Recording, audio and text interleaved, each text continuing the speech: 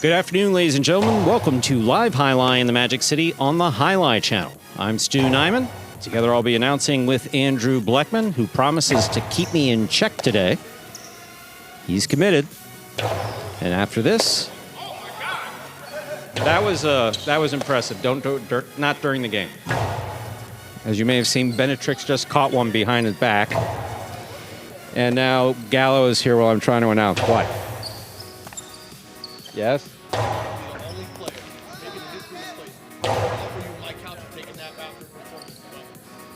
Thank you. I appreciate that. No, I don't. I appreciate the offer.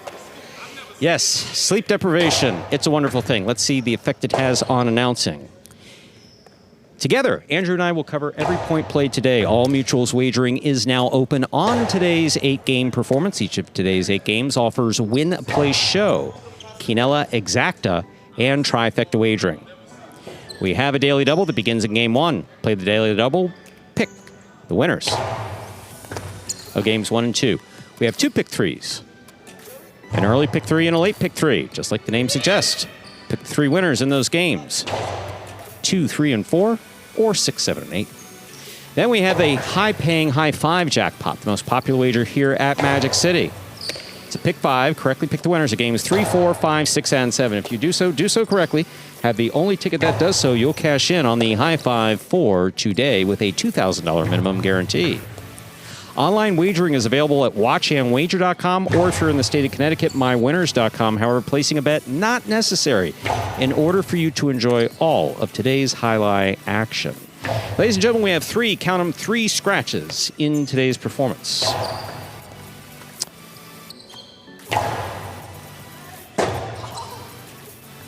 You know, I don't have my reading glasses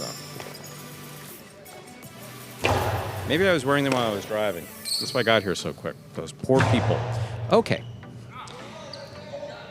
Cabrera, Manny, and Inaki are scratched in all their scheduled appearances today. Let's go over these scratches game by game as they affect today's performance in its entirety. Not a problem. Got it. Thank you very much. Andrew was apologizing for something that was not his concern. Well, it's his concern, but, you know. Game 1, post 1. Backcourt. Replace Cabrera with Benny. Game 1, post 1. Take out Cabrera, replace Cabrera with Benny.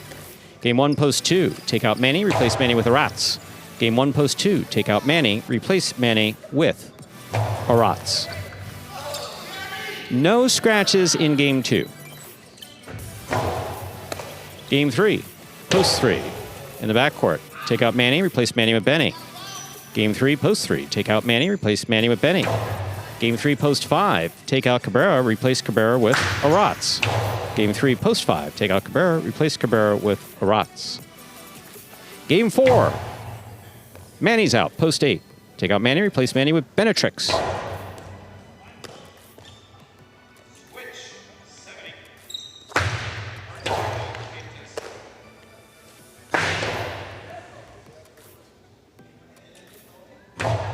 Game 4, post 8. Scratch Manny, replace Manny with a Benetrix. Game 5. Post 3. Take out Cabrera in the backcourt, replace Cabrera with Julin. Game 5, post 3. Take out Cabrera, replace Cabrera with Julin. Game 6, post 7. Take out Inaki, replace Inaki with Iturbide. Game 6, post 7. Take out Inaki, replace Inaki with Iturbide. Game 7, post 7. Take out Cabrera, replace Cabrera with Nicholas. Game 7, post 7. Take out Cabrera, replace Cabrera with Nicholas. Also in Game 7, post 2, you got to take out Inaki. Inaki, replace him with the program sub who is Goanaga. Game 7, post 2. Take out Inaki, replace Inaki with Goanaga. Game 7, post 7. Take out Cabrera, replace Cabrera with Nicholas. Filing Game 8, post 2. Take out Inaki, replace Inaki with Urrutia. Game 8, post 2. Take out Inaki, replace Inaki with Urrutia. Those are the scratches as they affect today's performance in its entirety. With all that in mind, we ask you to please make your wagers as early as possible within scheduled post times. Then sit back and relax. Post time for game number 1 is now... it says 4 minutes to post, but you know what, Andrew? I'm feeling a little frisky today. In fact, I'm feeling more than frisky. I'm feeling whatever it is that pharmaceutical company intended me to feel while being sleep deprived. God bless them. That's good. And Is it good? Do I feel good? I don't know, really, to be honest with you. I'm okay. I'm okay, but I'm ready. Suffice to say, I'm ready. I'm ready. You sound ready to go. Well, I'm looking for the negative chat. Yeah, you've warned the players. You'll warn the chat, too. Oh, yeah, the chat. So Today's not the day. In fact, we'll go over something that someone said on Facebook. And okay. I'm going to let you know what my response was, and we'll get Andrew's opinion as to whether or not it was beyond the pale, because that did occur in the early portions of the sleep deprivation. But, hey, if folks don't know that I fiercely defend this program and the players in it, sure, and everything about it by now, 8 years in, they're obviously either trying to poke the bear or they're kind of clueless. So don't worry, we're not delaying the game so you can hear me talk. No. We're going to delay the beginning of the first game probably by 2 minutes because we need that one sub who was let known last minute to get his jersey on. Well, we got, what do we have here now? 3 minutes, so we begin game number 1. We have some time. Let's toss it to video here, Stu. This one will explain the scoring format for all 8 games, which today, as every day, is Spectacular 7 scoring. Spectacular 7 singles games are played with 8 players. Each player wears a different color jersey numbered 1 through 8 on the front. These numbers are traditionally referred to as post numbers. Post numbers are used to signify the order in which the athletes will play in a game. These numbers are also used for betting purposes. Don't be confused by the numbers on the back of our jerseys. Those are just for fun. Each game begins when the player in the post 1 red jersey serves to the player in the post 2 blue jersey. The served ball must land between the 4 and 7 lines marked on the court's side wall. If the ball lands between those lines, the serve is good and play continues until one of those 2 players wins that matchup. The player who loses the matchup exits the court and waits for his next turn at the end of the rotation. It's important to note that every game has 2 rounds. The first 7 matchups in a game make up round 1. Each matchup in round 1 is worth 1 point. Round 2 refers to all matchups that take place after the 7th and final matchup of round 1. The number of matchups in round 2 varies from game to game. And in round 2, each matchup is worth 2 points. The first player to earn 7 points wins the game.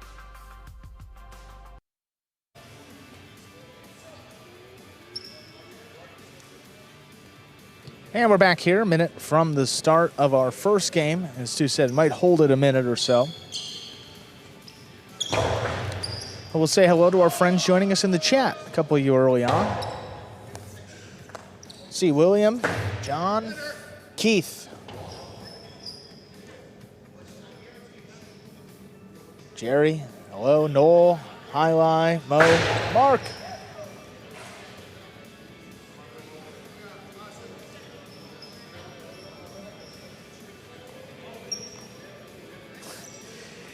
Mark, yeah.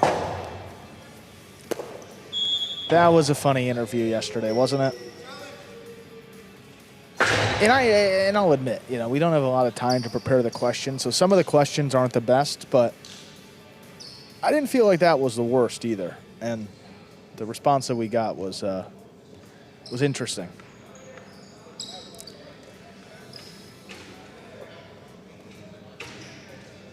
But you never know what you're going to get when the Warriors play, that's for sure. Again, we are holding this first game for a moment. No, maybe not. I think we're ready to go. Rots, do you want to throw a couple?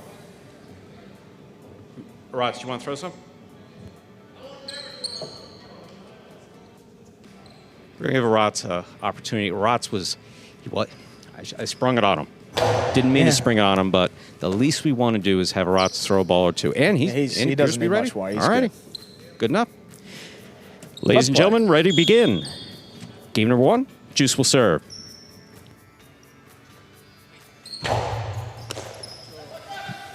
He takes a serve. Scoop by Benny. Here's the backhand. Rebote forehand.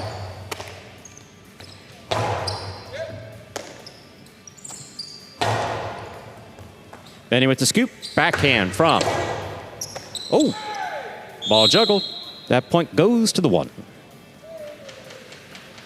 One team first up on the board here in our first game. That'll bring to the court the white shirts of post 3, Julian and El Barba. Thank you.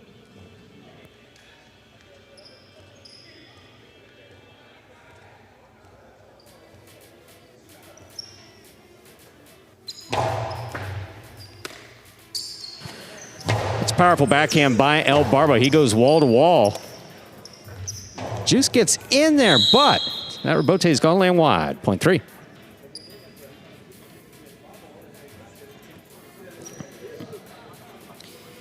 Receiving the green shirts of post 4, Jedden and Unda. Unda, check your pockets. That's all I'm going to say. Check your pockets. You got everything?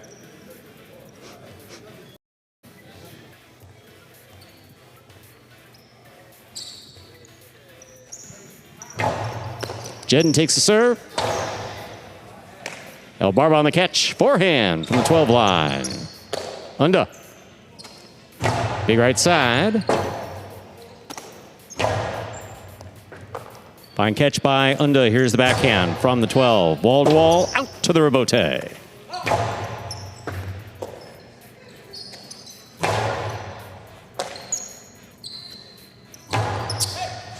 Jedden, fine catch back at the 9 line. El Barba's there. Big backhand. Caught on the forehand of Unda. Rebote saved by Julian. Unda has it at the 12. Big right side to the inside. What a catch by El Barba. In the corner. Beautifully played. Here's Julian. Backhand. Rebote. Oh, hit the pad. The pad is bad. Point goes to the 3. Receiving black shirts of post 5. We have Benetrix and Flores.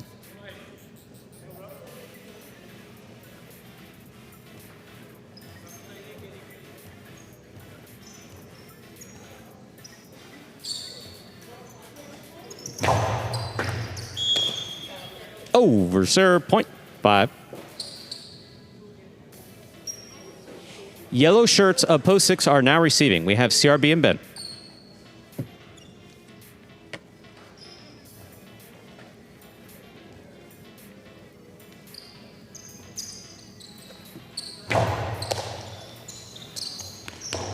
The drop shot by CRB will score point 6. Pink shirts, post 7.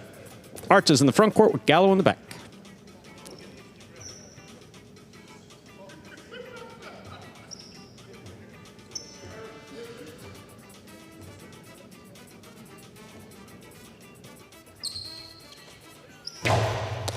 Archer takes the serve. 2-all. Stopped by CRB. Carambola by CRB will score point 6.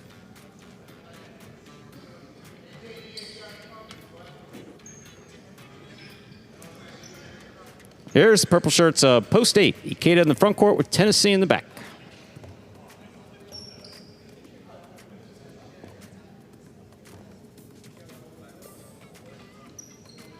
No, I like that observation.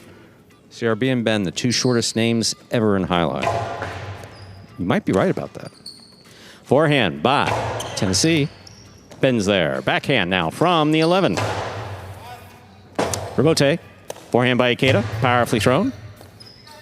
Ben looking for the rebote. He makes the save. Ikeda on the hop. Backhand by Ben.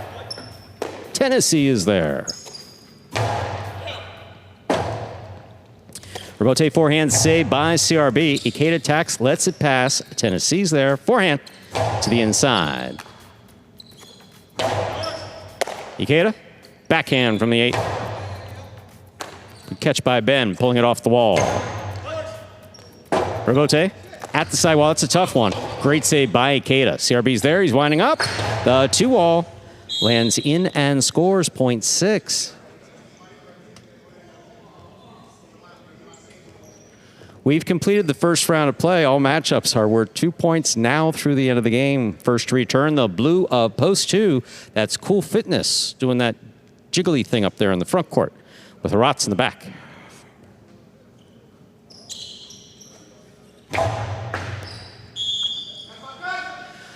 Over serve. Point 2. 2 with 2 points. Here's post 1. Juice Ham Benny.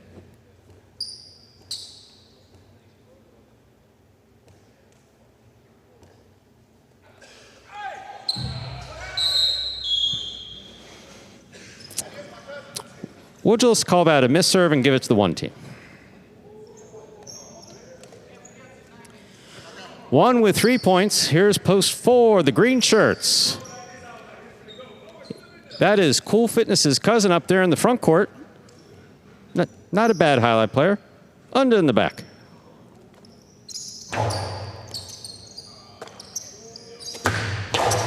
Backhand to, oh, he got him with his own shot. Point 4. 4-2 serves to post 3. Here's Julian and El Barba.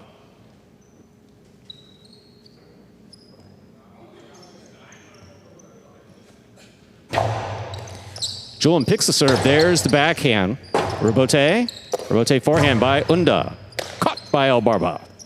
Barba from the 11 to the inside. Here's Unda.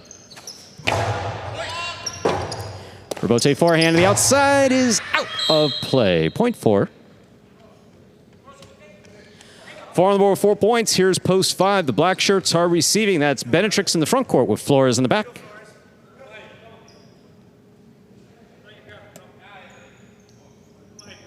Marquet, yes, we did get the ball. I think Tennessee got it as soon as he came in today. There's the backhand by Flores. Oh, that's tipped in the corner, and it scores. Point goes to the 5. 5 with 3 points. Pink up post 7.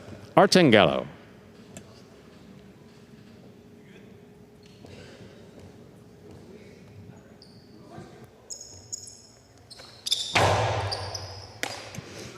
Gallo on the forehand.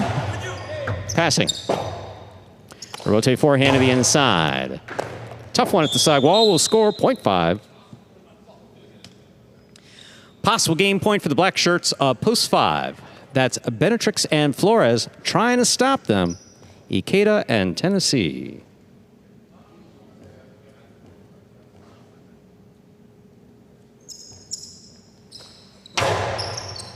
Tennessee on the catch.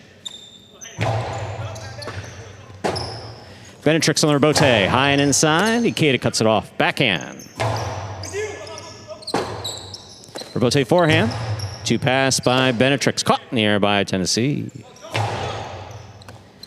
Ball tipped by Benetrix. Point goes to the 8 and play will continue. 8 with 2 points. Here's post 6.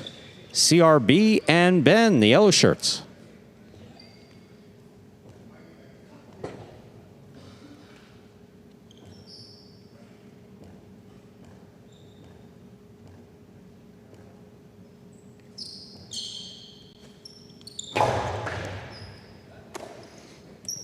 Mark, you're a bee tender? A beekeeper? We have one of those on the roster. I found out just the other day. Part of that interview process. Rebote by CRB to the inside. From Longbow Key. Nice area. That's a good catch by CRB. Throws it low. Ikeda's there. Here's the backhand from the 7. Ben on the catch. Ikeda lines up for the rebote. CRB took it down low. Here's the backhand. Caught by Tennessee. Powerful, powerful backhand by Tennessee. Rebote dropping. That's saved by CRB. Ikeda on the catch. Drop shot will score for Ikeda. 4 points for post 8. Returning to blue post 2. Cool Fitness and Arats.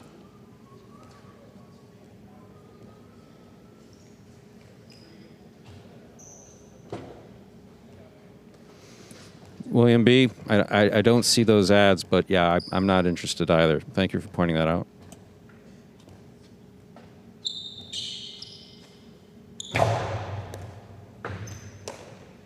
Here's the backhand by Rotz. Ikeda. Rotz again. Tennessee up high, backhand from the 12.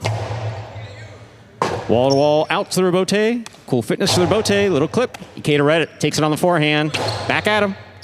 And Rotz is there. Tennessee from the forehand over the top. Big bounce brought down by Rotz. Rebote forehand. Drop shot. Missed. 0.8. Possible game point for the purple shirts of post 8. That's Ikeda and Tennessee trying to stop them. We have Juice in the front court with Benny in the back.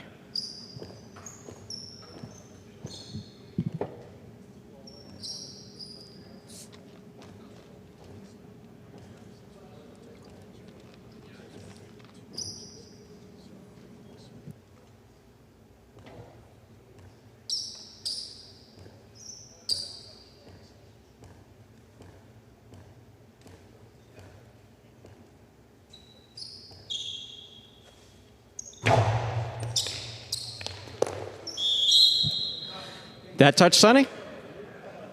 Yes? Hit the foot. Okay, that is point and game. Loss of point. Point and game for post 8. Ikeda and Tennessee.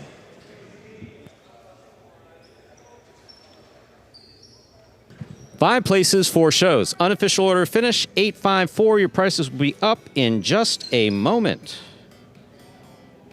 We've seen that before. You know, guys stand up there. I saw it last night in Battle Court. Oh, yeah, we did. It was a little different than that. I mean, Well, actually, 2 nights ago in Battle Court, Arrutia, the serve came right up the middle, and he got hit by the serve trying to get out of the way. But that was that was a fast 1,000 miles an hour. Fast serve, and Arrutia is fast. What are you going to do? Yeah. So, results from game 1 is that's an 854, $2 wager on 8 to win, $11.20. $2 Quinella 5-8, $40.40. Trifecta 854, $324.80. Up next, ladies and gentlemen, is game 2. Game 2, one of our only, if not the only, scratch-free game. There are no scratches in game 2. Game 2 does begin the early pick 3. Looking ahead at scratches in today's performance. Manning, Cabrera, and Inaki are scratched in all their scheduled appearances today. 5 minutes until game 2. Game 2 now 5 minutes away. So, Andrew. I'm sorry, Andrew. No, Andrew's writing diligently right now, and that's important stuff that he's doing. So I'm done. I'm good. You're good? Okay.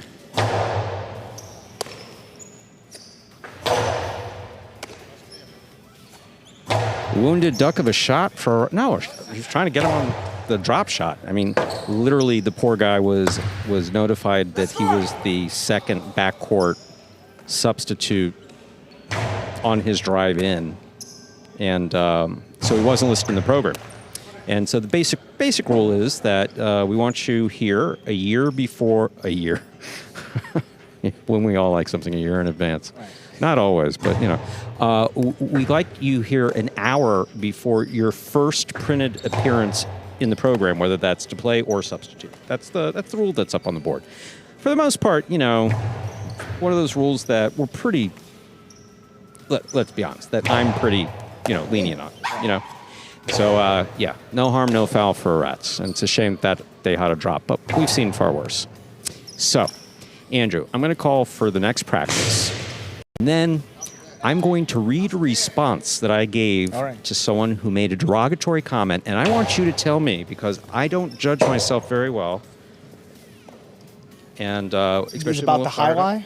Yeah. So I made a comment. I'm not going to read the comment. It wasn't about you. No. Okay. Anybody can say whatever they want about me. I have zero literally whatever. You don't like the way I announce, don't like the way I look, don't like my attitude, don't like this, don't like that. I apologize. I'll try to do better next time. You talk about our players, Andrew, JR, the program. Uh-oh. Repeatedly.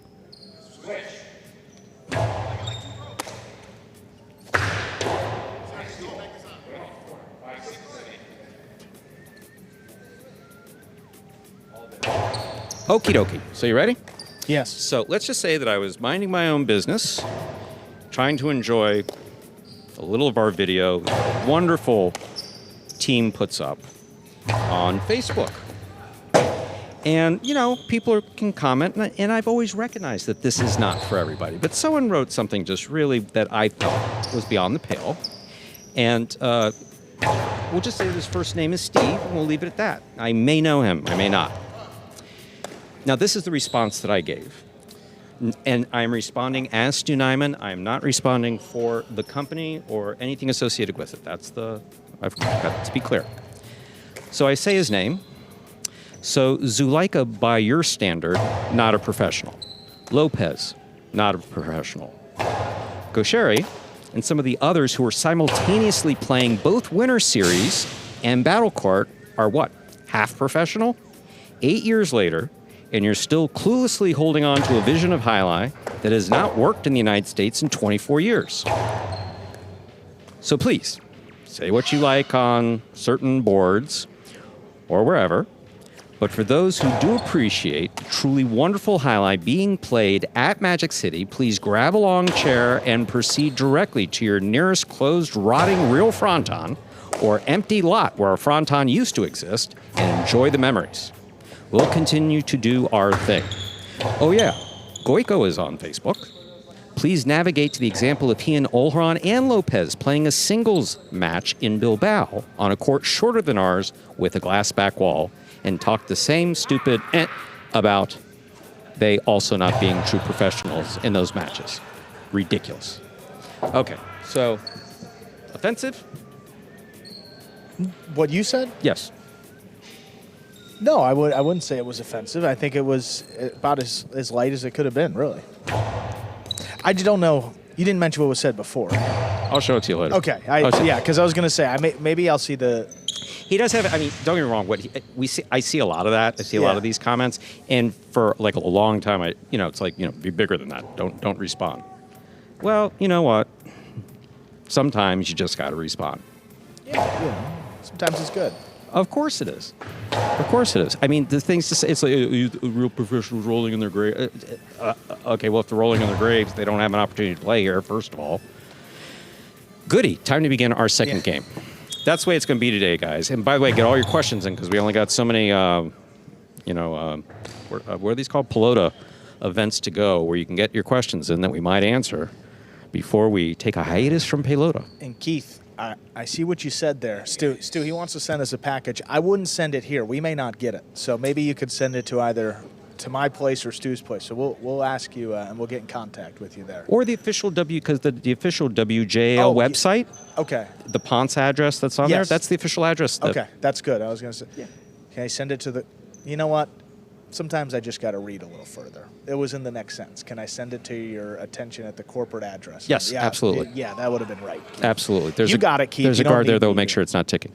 We're ready to begin game two. It is a spectacular 7 singles match. Play to 7 points. Points double after the first round of play. Jedden is serving and receiving. Oh my, CRB.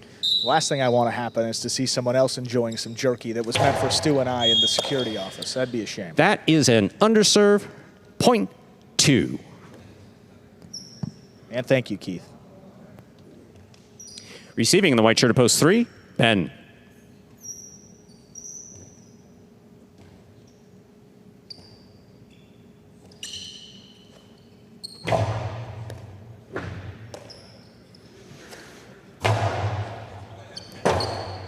Robote left side. Ben makes a fine catch. Here's the forehand. CRB, good catch the 8 line, backhand. Robote, left side.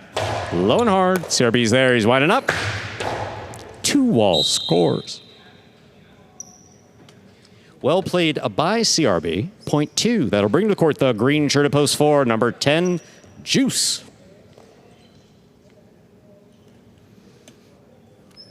So that was last night's. I may have some other ones.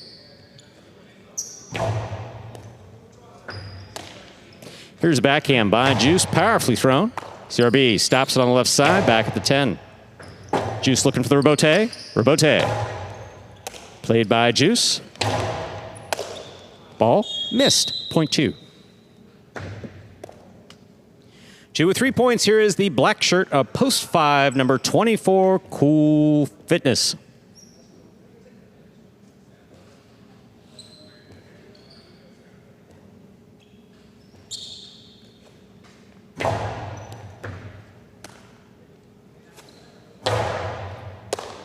There's a backhand by CRB. Has scores, point 2. 2 with 4 points. Here's the yellow shirt at post 6, El Barba.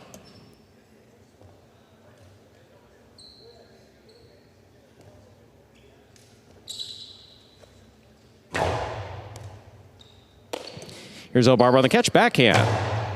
On the return. Scoop by El Barba. A drop shot follows. CRB takes off. He got it on the left side. Backhand. El Barba still in it. Missed it. Point 2. 2 on the board with 5 points. Here's post 7. Ikeda. Mark, I absolutely take your point at face value. And so that's basically what Magic City is about. Magic City has evolved. It has truly, truly, truly evolved. And it's just very different from the highlight that everybody knew, which is a good thing because the highlight that everybody knew, as much as many of us loved and some of us dedicated our life to, didn't work in the United States. Philo is in. Point 2.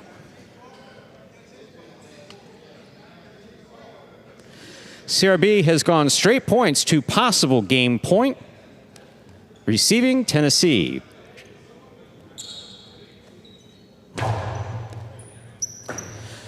Point and a perfect game with no other points on the board for CRB in the blue at post 2. A great win for CRB, a long playoff for everyone else. 1, 3, 4, 5, 6, 7, and 8. Will now play to 6 points, 1 first serves to 3.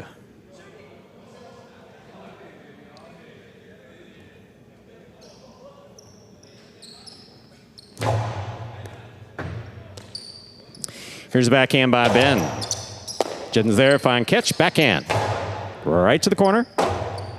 Rotate forehand. Jedden attacks. Great catch up at the 6. Ben on the forehand. Back to the inside, Jedden's there. Rotate left side by Ben. Jedden from the forehand. Wall to wall from the right side. Ben to the inside, scoop by Jedden. And the crowd goes wild. Jedden on the forehand, low and hard, and scoring, point 1. A gigantic round of applause for Jedden, scoring a point in the playoff. An emotional moment here at Magic City.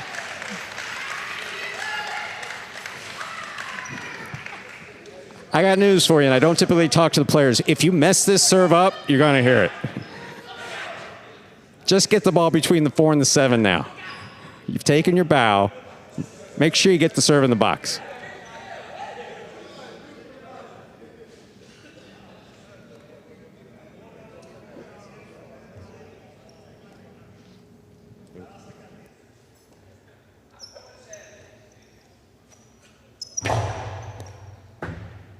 Juice on the catch. There's the backhand. Jedden takes it midcourt. Powerful forehand. Scores on the second bounce. Point 1.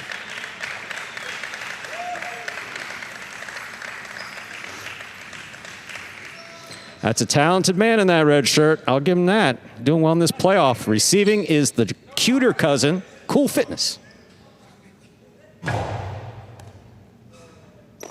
Oh. More attractive, but can't catch, point 1. 1 shows. Places, whatever it's called. Now get off the court and change. 6, 7, 8, 3, 4, and 5. Now pair off and play off for 3rd place. 6 first serves to 7. You see, it's like we can take an off day like this. It's an off day for me. It's an off day for some of the players. So we can have fun with it. We're encouraged to have fun with it. Not in battle court. In battle court, we have to take it very seriously. I got to demerit. That's an overserve, point 7.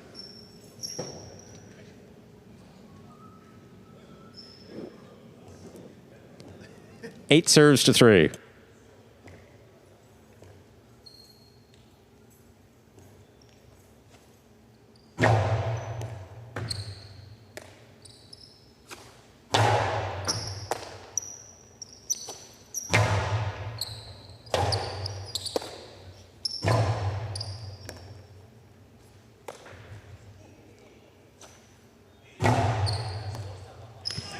Hikata will score for Tennessee. Point 8.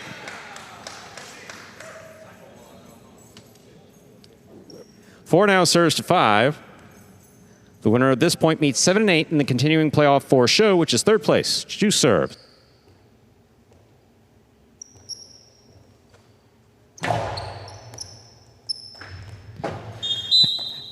The ace will score. Point 4.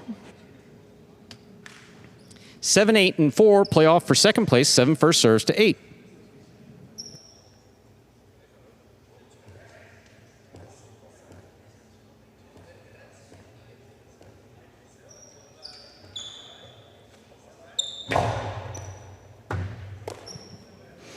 There's a backhand by Tennessee. Ribote dropping, scoring. Point 8.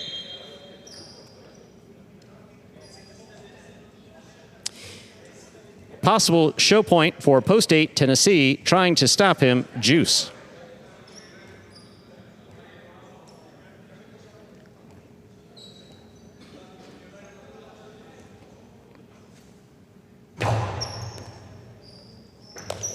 Great catch by Juice. That was a floater.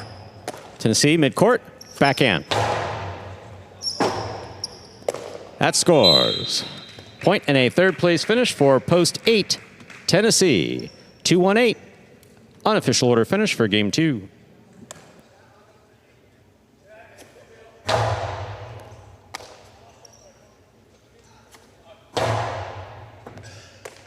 Results from game 2 are official. Coming in first, post 2, CRB. Taking second, post 1, Jed. And coming in third, post 8, Tennessee. 2-8, the official order finish for game 2.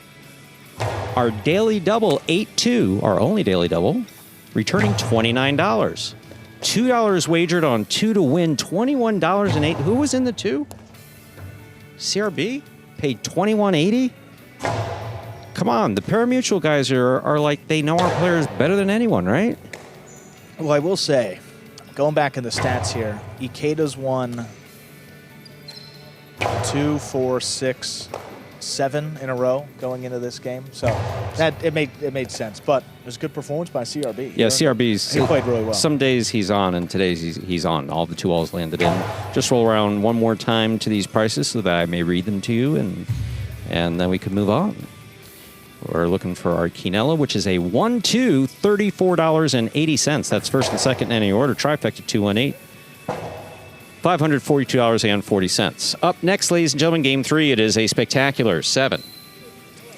Doubles match. Play to 7 points. Points double after the first round of play. 2 scratches in game 3. Game 3, post 3. Take out Manny. Replace Manny with Benny. Game 3, post 5. A take out Cabrera. Replace Cabrera with Aratz. Game 3 does begin the high 5 jackpot. Don't forget that Manny and Inaki are scratched later in the program. Use the program sub at the bottom.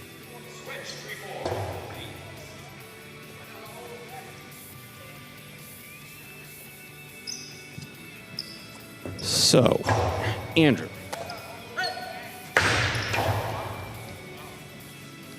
So I pulled in today and I saw a familiar car, and I knew I was in trouble.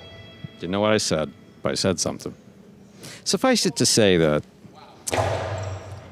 over the years, over the many years, long before Highlight. God, you know, I just remembered, this is so random. There was a period of time when I had to run certain things by my parents before I brought them up in front of the more senior members of my family. Of course, the ones, you know, the patriarch type thing. Because I once made what I thought was a pretty enlightened comment, like when I was 8 or 9. But in retrospect, I remember what the comment was, and it was bright for my age, but Yeah. just wrong subject matter, Okay. wrong group. Yeah, wrong subject matter, wrong group of people. Didn't hit with that group. No, it did not. It did not hit with the grandparents. It did not. and you know, I was the only child and only grandchild. Right. Yeah. So I had nothing. I had no frame of reference. You know, I saw kids in school, but what are they? You know, I spent most of my early time with adults. That's why I do this schnit now. Moving on. So I knew I was in trouble for something. So I saw that car out there, and I was like, "Damn, he's not just here dropping off pieces of paper for our later enjoyment." No. I screwed something up. And then he gave me my demerit very nicely. And just like the players need fines every now and then. I need that every now and then. Yeah, look, keep you on track. I heard pizza party and I was lost. Everything after that is just a blur. It's not a pizza party. It's a players get together at the end of the season. Well, I heard pizza and a talk, so it's a pizza party. Wow. Man. So do you ever come across any of these derogatory comments that people still make 8 years in? Yourself? Like no one's... No, I like, don't no notice one, it. like none of those guys are dumb enough to hop in the chat here and start. They used to be. And then fortunately they get, a little bit of a barrage. Defensive barrage, and I give it to them pretty much... I mean, I don't go overboard. In my personal life, I do. It's like, you've seen me do it with the players. Occasionally, a player will get... And you just have to go over the top because I'm 5'5.5". I'm 56, and if I don't assert some type of dominance as far as the rules are concerned, there's a tendency to walk all over everything. So, but have you heard anything like? No, I haven't. I haven't heard anything bad. Do you ever go on to our friend Tiger's board, the chat? We used to a lot more than we do now. There's an interesting one. I'm just so, this is going to sound silly, but like if Please. something is so significant, I'll hear about it. Like I'm so ingrained in the community, like Matt and Benny will tell me, you'll say, did you see this? So I'll hear about it, I'll see it, but I usually don't go venture myself. Do you ever get a, did you see what Stu wrote? Oh, no, I haven't gotten that. Sometimes I just get a screenshot and then it's a long, I said, Stu either said something or someone made a derogatory comment. But someone usually fills me in if I don't see it myself. But yeah, we see them all. The thing that's surprising to me is, and I don't take offense to it because I don't think people intend it to be offensive. But when you say what you do for a living and then they say, oh, that was the sport that was effed, however many years ago. Yeah. It's like, so the first thing, you see me and you're going to associate me with something of not high integrity. So what are you saying? What are you doing? I think that's a little bit strange. But I don't think people mean anything bad by it. That's just the first, a lot of people, it's their first maybe thought with it. But so we're trying to shift here. That's my lunch, Greg. Stop. What are you making fun of? Look. The guy just wants a little... I made it very clear to everybody in here, all right? Sleep deprived. Approach with care. Approach with care. If someone's coming up to me with some, garbage, we're talking to Katie here. If someone's coming up to me with, Stu, it's really not fair when this... Today's not the day. Today's not the day for that. In fact, it's just better to say, hi, how you doing? That's it, go on. So Greg was admiring my lunch. Now, my lunch is in a sealed package. Military? This is something that they hand out in the... Ikeda's hilarious. Ikeda's hilarious. He really was one of the... See, Ikeda, we're talking about... Sorry, I'm about to shift to... No, it's okay. A minute here for, program development. So what was it? It was Magic City guys, and then Douglas. Douglas had the same experience as the Magic City players. Less? Yeah. Actually, a couple months less. But he changed the dynamic in 2019. So Scott sent me out into the greater world of Highlight and said, find some to That was a private conversation. And Greg was one of the two, Greg and Rana. And man, I sat with them and said, look, you guys have a traditional Highlight background. Magic City is anything but traditional. You need to be able to do this, this, and this. You're going to be paired with this guy. You need to be able to deal with it. Beautiful experiences. It really was. And that doesn't happen in traditional Highlight. No, the story now is really amazing. 8 years in. Oh, this story? Oh, this is. There's going to be competition for writing this story. Of course, it'll be copyrighted, before we can get to it. Hey, 0 minutes. The third game coming up. We should probably announce, right? Yeah, you got it. Game 3 coming up. Once again, 2 scratches in Game 3, and this is where the high five jackpot does begin. Remember, Manny, Cabrera, Inaki, all scratched. We're ready to begin our third game. It is a spectacular 7 doubles match. Played to 7 points. Points double after the first round of play. Serving. In the red shirts, post 1, we have Ikeda and Tennessee receiving. In the blue, of post 2, Arta with Gallo.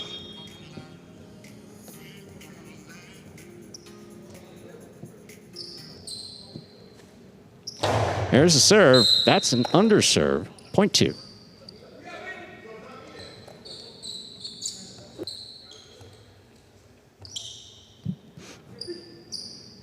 Receiving the white shirts of post 3, we have Cool Fitness in the front court with Benny in the back.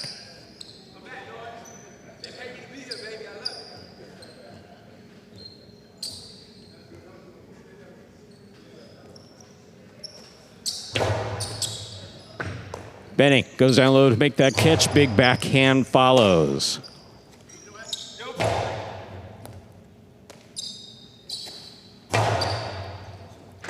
Ball tipped in the corner, point 3. Receiving green shirts of post 4.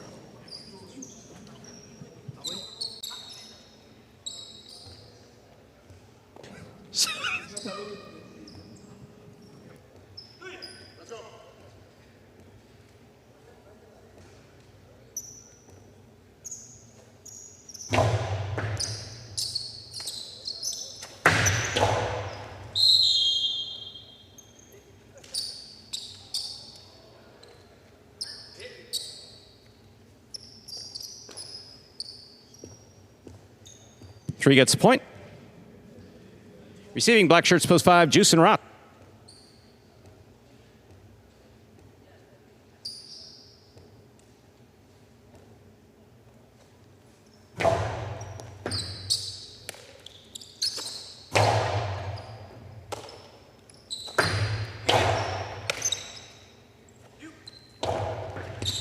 Drop shot. Cool Fitness try to get there.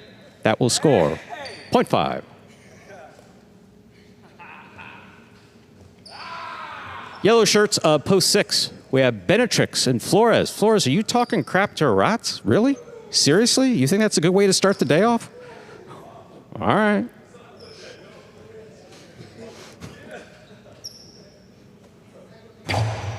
Benetrix picks the serve. Drop shot. Scores on the second bounce. Point 6. Sorry, rats. I apologize on behalf of the program. Flores should know better than that. Receiving pink shirts of post 7. Julian in the front court, El Barba's in the back.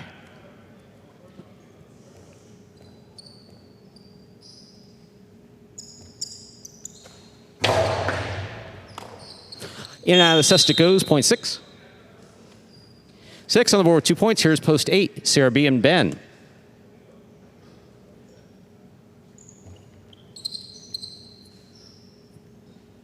Highlight 629. Yeah, we just know that we're not going to play Pelota in the first half of 2027.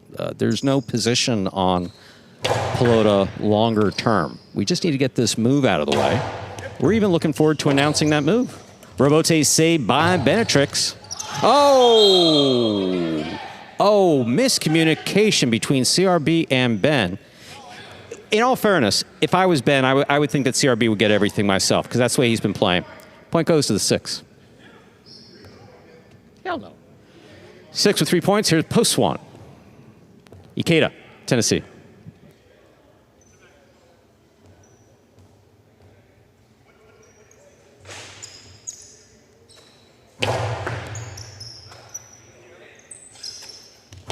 There's the backhand. Robote, saved by Benetrix. Ikeda takes it on the bounce. Flores is there. Backhand. Tennessee, left side from the 12 line. Benetrix, backhand from the 10. Ikeda calls for Robote. It's dropping. He makes a save. Benetrix now from the 6. Tennessee saves the Robote. It's a 2-all. Taken on the bounce by Benetrix. Tennessee gets in there. Saves another one, and Benetrix is there. Powerful forehand. Tennessee saves another one. Catch by Benetrix. Benetrix going for it again. Tennessee gets in there to stop this one before it goes 3 walls. Benetrix all the way back at the 10.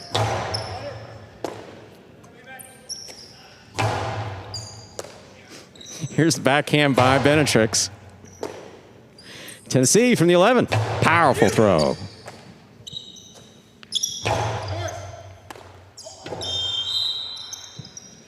Ball is tipped. Point 6.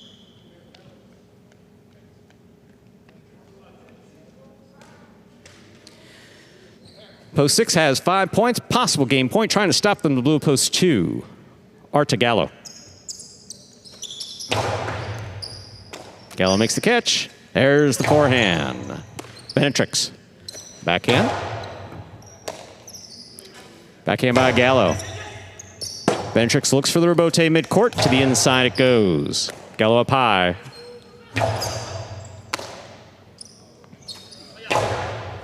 Great catch by Arta. Arta on the backhand. Benetrix back to the 10.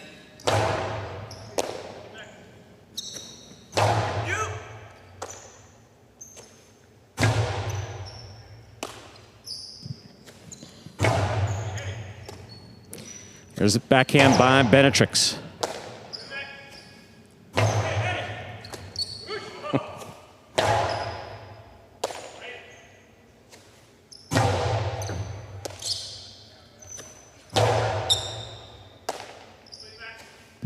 There's a backhand by Gallo. Catch by Benetrix. Benetrix from the left side. Gallo's there again. Flores from the 12. Arta back at the 9, winds up.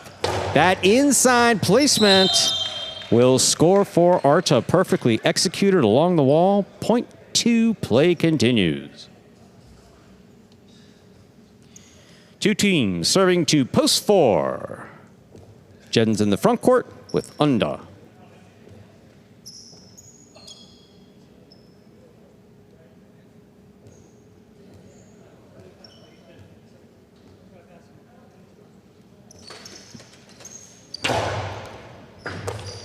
Typical catch by Unda. Powerful backhand follows.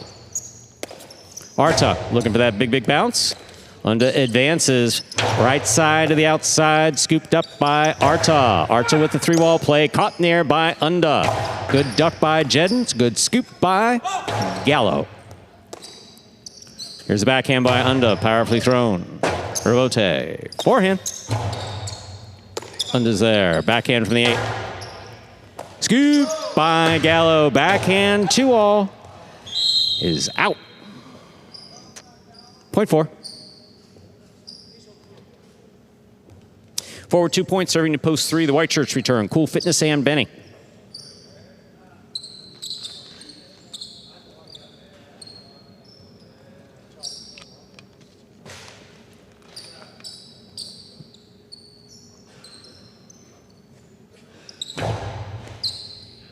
Benny advances to make the catch. There's the backhand powerfully thrown. Rebote. Point 3. 3 with 4 points, serving the Black Shirts, post 5. Returning, we have a Juice and a Rots.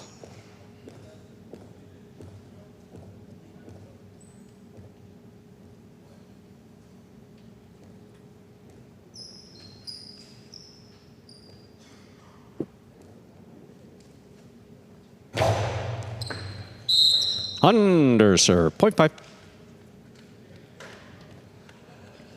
5 with 3 points. Receiving post 7 as play continues. That's Julian and El Barba in the pink shirts.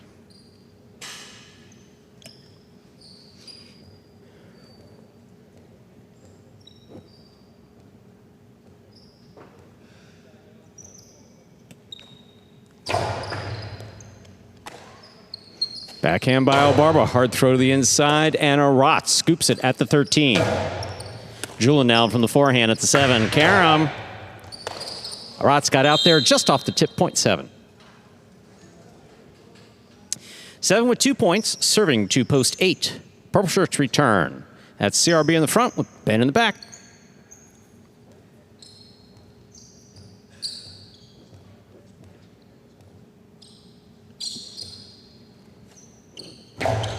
CRB picks the serve, winds up, drop shot.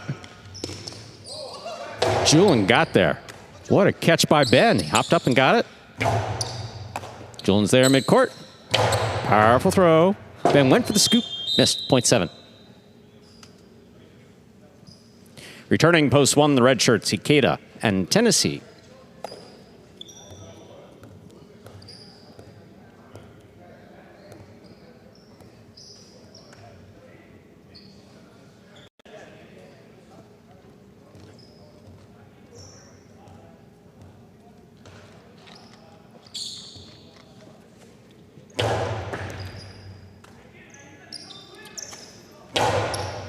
Here's a catch by Julian, backhand to the inside. Elbarb on the catch. Backhand. Ooh, lots of traffic here in the backcourt. Good catch by Julian. Tennessee's there. Backhand from the 11. High and hard. Robote. Robote forehand by Julian. Ikeda makes the catch. Cortada. Stopped by Julian at the 8. Tennessee, that's a great catch off the wall. Backhand to the forehand of Julian. Great catch by Ikeda. Backhand from the 7. Tip by El Barba, point 1. One team has 2 points, but returning with possible game point. Yellow shirts at post 6. Benetrix and Flores.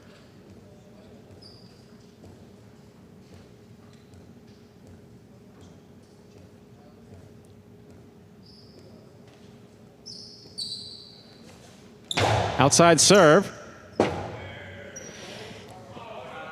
Interference ruled. The point will be replayed.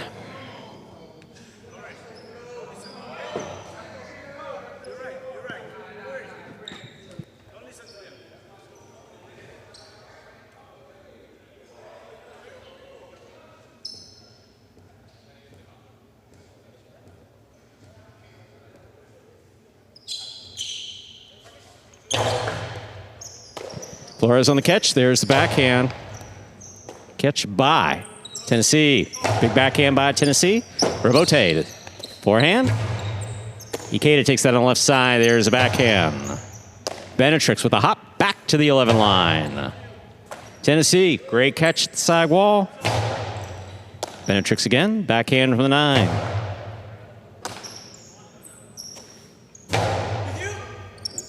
Robote. Forehand.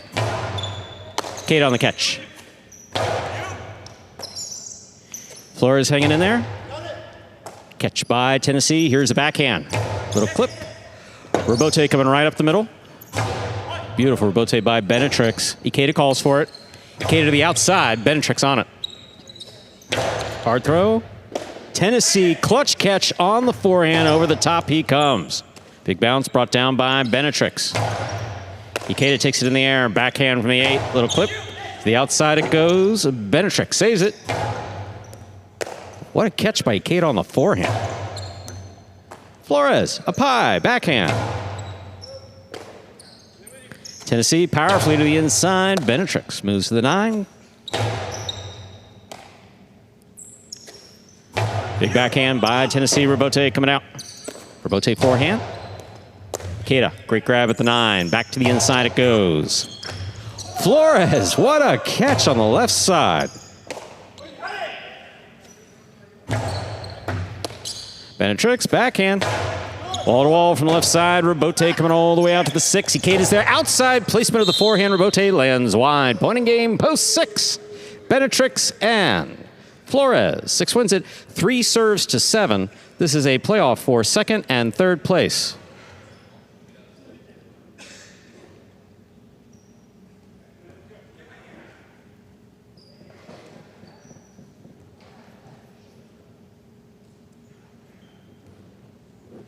See, that was fun, huh? Great game. Was. Flores talking smack is, it's just kind of human. You know, I don't tolerate smack talk on the court. It's like, that goes back to 2018. I can tell you a couple stories about that. Yeah, that was a blast. There's a backhand by El Barba. Scoop by Benny. Karam by Julian. Stopped by Cool Fitness. Cool Fitness. Cortava. Stopped by Julian. Backhand. Caught in the air. Slapped in the air. Dropped down. 7 places, 3 shows. Unofficial order finish, 6-7-3. Your prices will be up in a moment.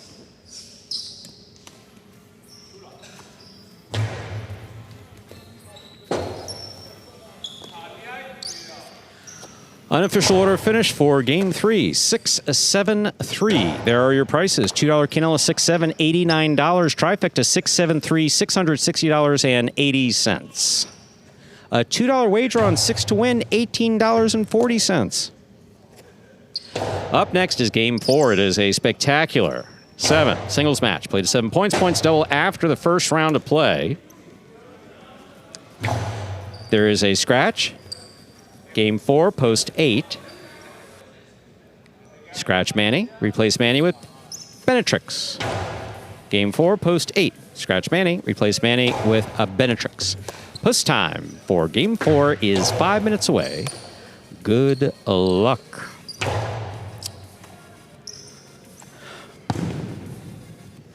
So would you like to hear about Smack Talk in 2018? Okie dokie. Story time.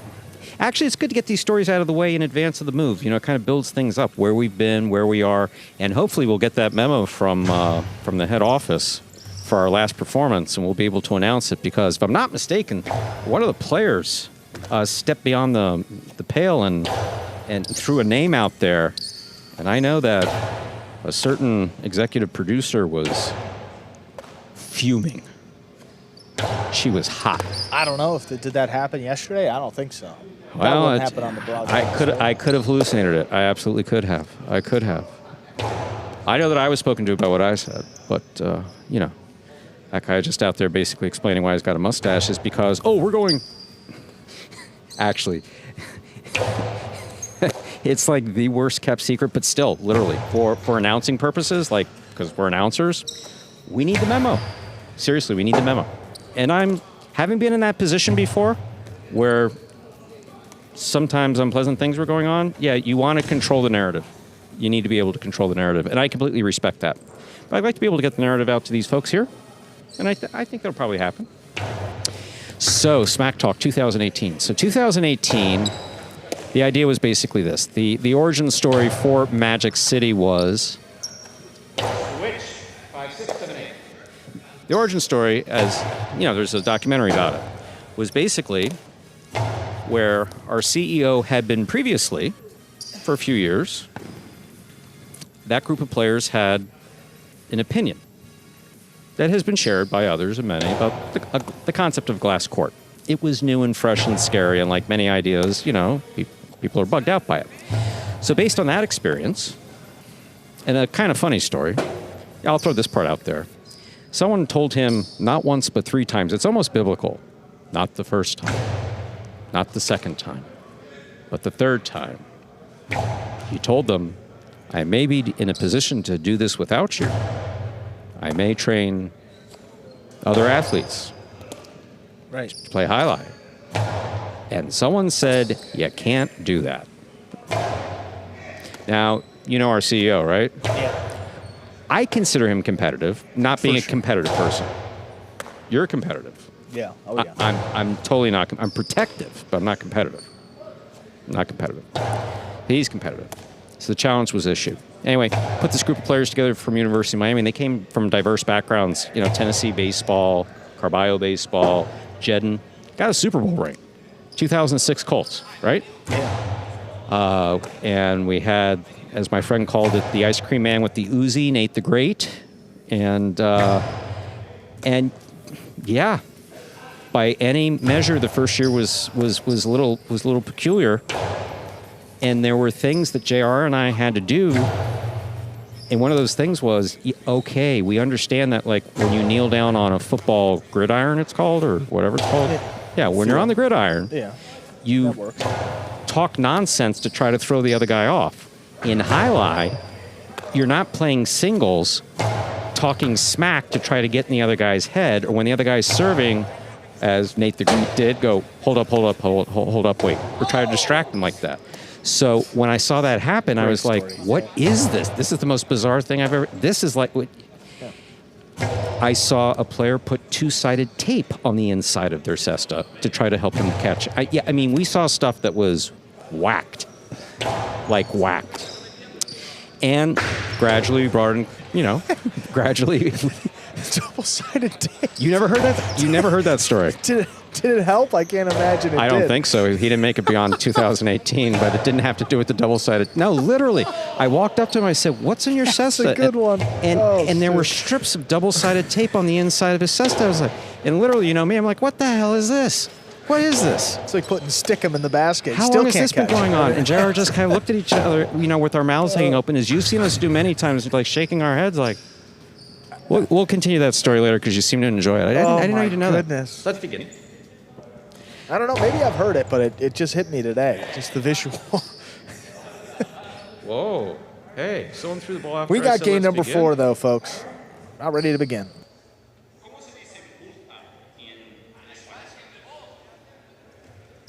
Time to begin game 4. Spectacular 7 scoring. Serving in the red shirt of post 1, Lalu. Receiving in the blue of post 2, Echeverry. That's actually the hardest I've seen Andrew laugh in a long time. Fault, underserve. Loss of point, point 2.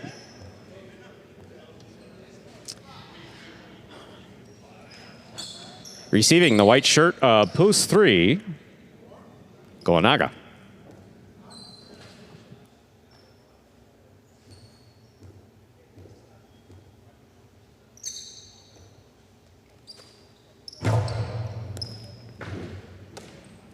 Goanaga on the backhand. Rebote left side by Echeverry. Rebote. Saved by Echeverry. Here's Goanaga winding up. To the inside he goes. That scores on the second bounce, point 3. Green shirt, post 4. Here's Arta.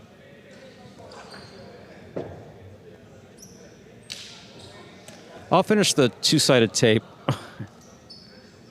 I think the response was, well, there's not a rule against it. I said, well, just give me 5 minutes and a computer and there will be. And sure enough, that's how where many of our rules, that rule hasn't been posted in many years.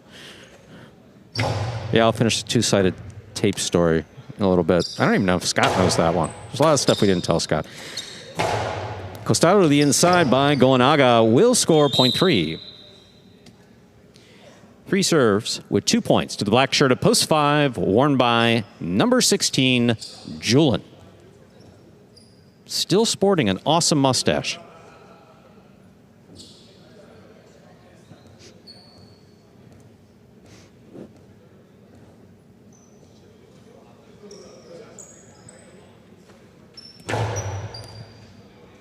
Julian on the catch. Here's the backhand. Powerfully thrown. That clears. Goanaga. Hard to the inside. That will score. Point 3. 3 with 3 points. Here's Benny, number 55 in the yellow shirt.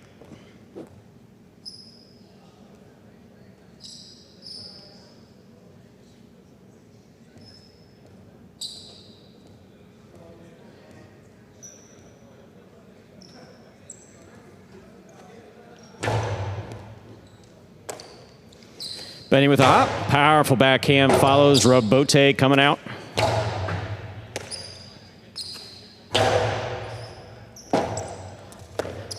On the wall, it scores. Well thrown, point 6. Now receiving. Benny, it's sweet. It's Benny's favorite player in all of Highlight, Hyro. I like Hyro too. I do. Most of the time, except when he throws the ball after the whistle, but you know.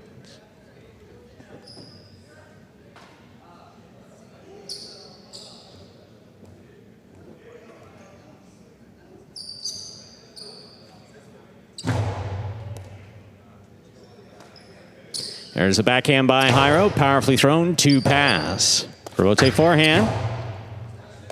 Ball tipped to the outside, point 6. 6 with 2 points. Here now to complete the first round and receive. And substituting for Manny is number 26, Benetrix. That rhymes, doesn't it? 26 Benetrix? See, then I want to say something stupid like tricks are for kids or something like that. But I'm slap happy today, so make sure I don't do that. Oh, I guess I just kind of did that.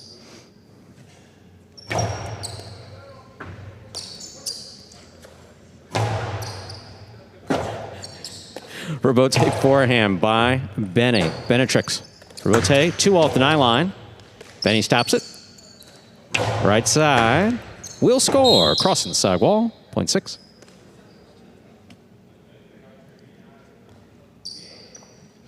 6 on the board with 3 points. Here's post 1. Lalu. Speaking of Lalu. See, folks, there's 2 microphone buttons. This is the microphone button that allows me to talk to you, which I frequently leave on and occasionally have a hot mic moment. And the microphone you're about to hear, there's the backhand by Lalu. Benny off the wall makes the catch. Powerful backhand follows. That one allows the players to hear what I'm saying. Some days like this, particularly loose and allow the players to hear all the fun we have. Beautiful catch by Benny. Here's the backhand. Robote. Oh, 0.6.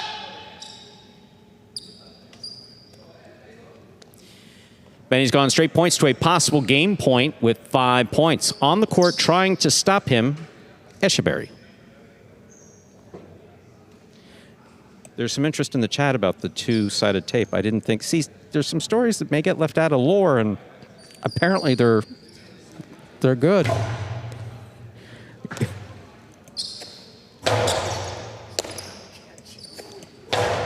It's a backhand by Benny. Robote forehand save by Echeverry. Benny makes the catch. Backhand, right to the corner. Oh, my. Point and game. A perfect game for Benny. In post 6, no playoff, 3 places, 2 shows. Unofficial order finish 6-3-2. Your prices will be up in a moment.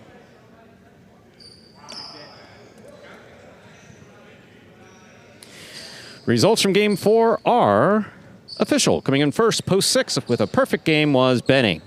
Second place, post 3, Goenaga. Coming in third, post 2, Echeverry. 6-3-2, the official order finished 4. Big day, Benny.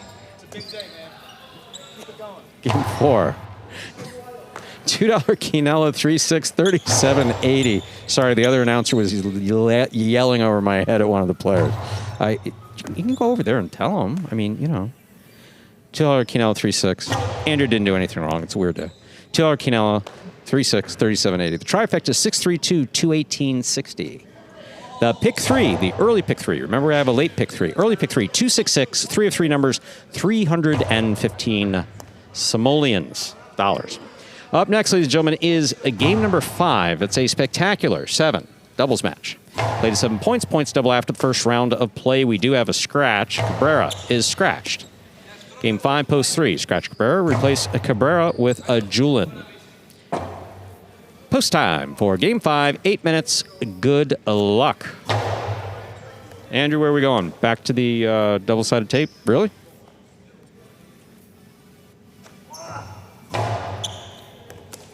Yeah, so literally, I walked into the locker room at that time. This was before the days of COVID when we kind of brought all the players out of the locker room and spread them out here in the auditorium. And we had fewer players as well. So players were back in the locker room, and I walked in the locker room because that's also where the bathrooms are. And I came upon Nate the Great. And he just happened to be talking, and I was listening to him, and I just gazed down at his cesta. And there was something on the inside of his cesta, and he saw me notice it, and he turned his cesta like away from me. So it's like, you know, a kid. What did you just put in your mouth? You know, What was that? Yeah, what is that? You know, Nothing. nothing to see here. And so I just, there was no, you can't dramatize it. We didn't tussle. I just said, let me see your cesta. And he handed me his cesta, and I looked at it, and I said, what the hell is this? And I was shocked because I'd literally never seen that. Like, I've seen some cestas. It's like, and it's like the general rule with cestas, and this is kind of in the weeds of amateur play, because, you know, as an amateur, even sometimes as a professional. Switch, 3-4. Cestas are handmade, hard to get, expensive. So, as an amateur, you may have a cesta for an entire year, and it winds up being half tape, half cesta. But the one general rule is you never put tape on the inside of the cesta because it can affect the catching, it can affect the throwing. You just don't do it. All the tape on the outside of the cesta is okay. Right, all of it. Yeah. So that's why anything on the inside of a cesta is going to stick out like a sore thumb. So I touched it, and it was sticky. And so I looked up at him, I said, wait a second, this is double-sided tape. Yeah. And, like, it got real silent in there, like, oh, Stu found something out. And apparently there were a couple other guys in there. I said, before I do anything else, does anyone else in this building have double-sided tape on the inside of their cesta. I'll say, yeah, Jedden gave him up immediately. Jedden and Anderson were the top 2 players that year. Jedden gave him up immediately and said, nope, he's the only one. Sold him out immediately. And I didn't go looking. I just took his word for it, and I was like, this doesn't cut it. Yeah. I don't even know what to do about this. And I came back and I told JR, and JR was just like, no. Couldn't even believe it, right? No. Literally. It was something got lost in translation, and his English is perfect. So why would they be putting tape in the system? And he still couldn't catch. And to be honest with you, Andrew, I mean, Oh, man. the group in 18, that true. wasn't on them. They got No, they right. got 6 months or in Diaz and the original Rock, may he rest in peace. In their case, they got like 5 months or 4.5 months of practice. And the only thing was clear was we were starting come hell or high water on July 1st, period. Switch. 5-6. One of the other funny stories from that period of time was, as you heard, the first part of the story was that, so our CEO was told no. And our program started, and there were lots of opinions of our program. But one of the things that gave it credibility was the fact that there were a few traditionally trained and worked highlight people like myself and JR who basically lent whatever credibility we have to it. And we really cared very much for every one of the players, even the ones that, didn't make it, or that were really annoying. We really cared about that. But one of my funniest is getting a text message from a player's manager at the facility up 95 towards the beach. Blank Beach, which is opening up sometime soon. And we wish them all the best. And he called me and he said, this will tell you how tired I am. I never do imitations of people. 2 guesses where all my players are right now. He said, on the bench where they should be? He said, watching your games. So I got these guys watching. They're like, that guy just won $125 on 3 overserves and 2 drop balls. And I was like, yep, pretty much. That's business. And the traditional highlight world went, what is that? But we also found out we had some friends who got on a plane and came over here. Tall guy who retired a few years ago, Boyko. So, and then the players did what they do best. The ones who remained, the ones who got better, they bought in, they practiced. I mean, Jedden and Anderson and these guys, I mean, they're first-year players, and I get frustrated with them, and I'm proud of them. And obviously, we have some that haven't progressed the way the others have, but double-sided tape wasn't going to do it. Yes, yeah. Switch, 7-8. If you're going with double-sided tape, yeah, maybe time to hang it up. That could be a sign. But to Noel's point, it's like, you're affecting the throw, right?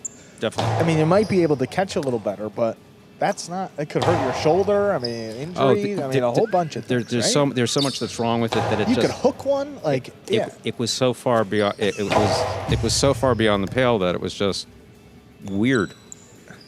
So it's like literally, it's when you come up on something new. I remember this was someone's idea. Yeah, right. Now, it wasn't my idea. But I'm being paid to produce, and I take it seriously. JR felt the same way. So we're going to do everything every day to try to put the best possible, product out there. And there are players from year one who have taken it very seriously. There are some players from year one who, yes, what wound up happening was not entirely fair, but I had that thing with, life's just kind of that way, and we have to get better. Here we are. Right. It's all great still. Oh, when you look back on this, from whatever vantage point, still working at it 20 years later, or 10 years later, or on a golf course or yacht in the Caribbean, 40 years from now, wondering if you should have sent flowers to my funeral. You'll look back on this and say, you know what? Pain in the ass sometimes, but that was really cool. That was really unique. minus the morbid part. I have those thoughts now. It's like, this is pretty good. Sorry about the morbid part. No, it's all right. It's become accustomed to it in highlight. That's the next story after the break. That was hilarious. That thing from a couple weeks ago was one of the funniest things I've heard in highlight. The look on your face was priceless. Game 5. Let's begin. Two old highlight souls, announcers who've known each other since 1991, talking about highlight. Andrew comes up, bright-eyed and bushy-tailed. All of a sudden, the tone of pallor comes over him, and he goes, wow. Each day serves, we begin. Here's a backhand by Manu. Flip to the inside, Gallo. Oh, Rebote, that hit the overhead screen. Point 2.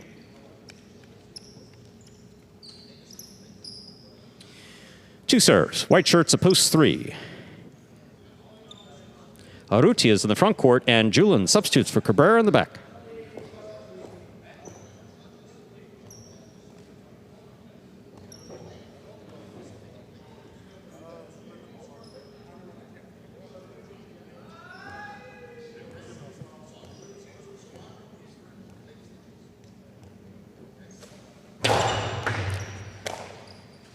Here's a backhand by Julian. Manu's there. Julian from the 11.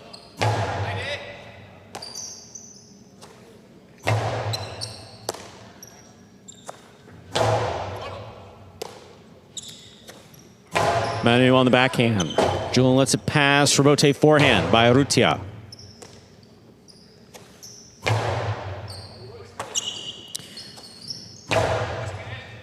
Manu on the forehand from the 12 line.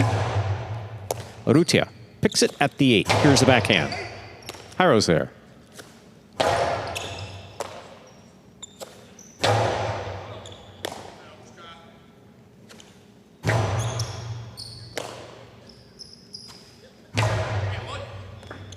Rebote dropping save by Jairo. Julian will take that on the bounce at the sidewall. Big right side passes. Rebote. Arruti is there, winding up. Drop shot. Will score along the side wall. Well played, point 3. Receiving the green shirts of post 4, Benetrix and Douglas.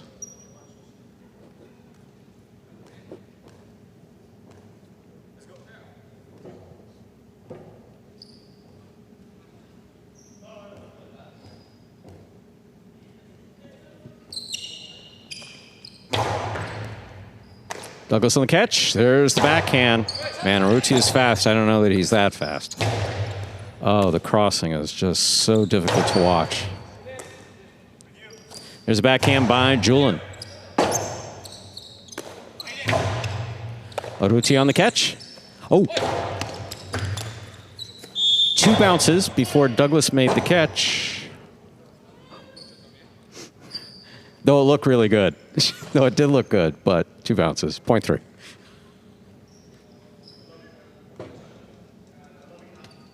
Black shirts post 5.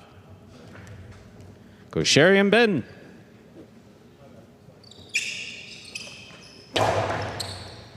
Ben down low on the catch. Backhand. Even Goshari's going in now. Wait a second. Something strange is afoot. Point 5.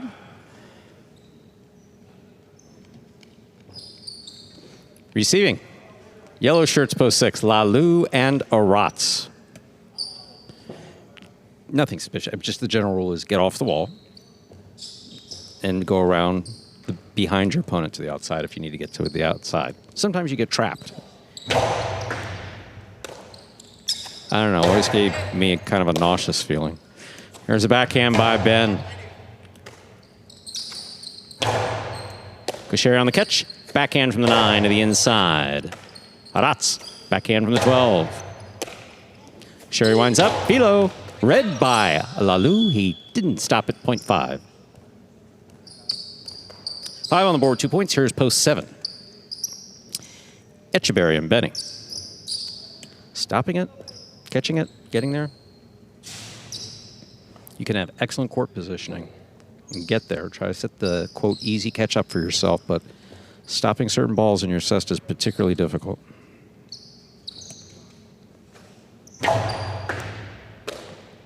There's a backhand by Benny. Wall to wall from the left side it goes.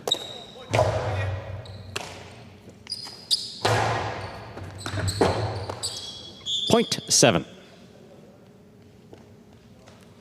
Here now to complete the first round and receive purple shirts of post 8. Goenaga with Nicholas.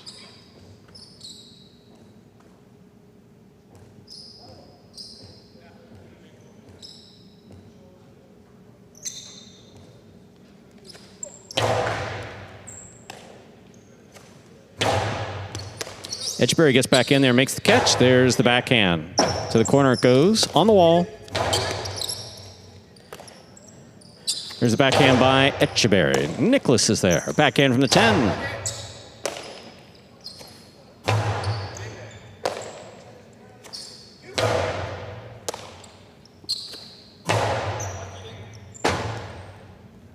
Rebote forehand. Etcheberry hard to the outside, where it scores. .7.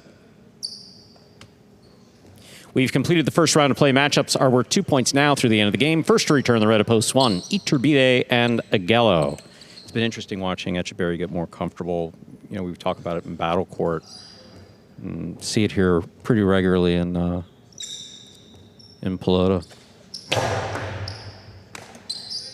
Gallo from the forehand. Benny advances, takes it in the air. What a catch by Iturbide at the wall. Big backhand. Rebote coming right up the middle. It's just with Etcheberry, his game, as I remember it, and now as I'm seeing it, the court positioning is what's exceptional. He gets into position to make the throw not necessarily easy, but to make it, to get the ball where he needs it. And that's what court positioning is all about.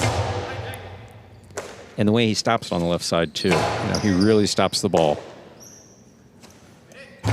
He's played a lot better the last couple weeks, too. Definitely. He's starting to figure it out. Powerful backhand. This Rebote comes out on a high bounce. Iturbide fires it inside. Benny's there. Backhand. Caught by Iturbide. Here's backhand from the 9 line. Passing. Etcheberry to the inside. Gallo on the scoop.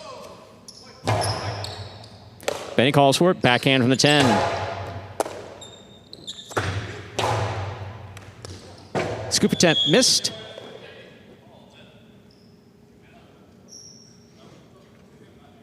.1.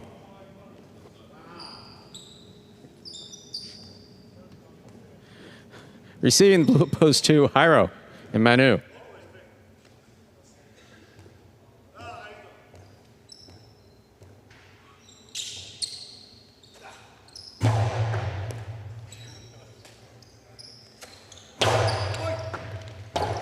Rebote saved by Iturbide.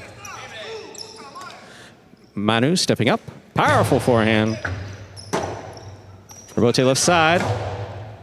Jairo makes the catch.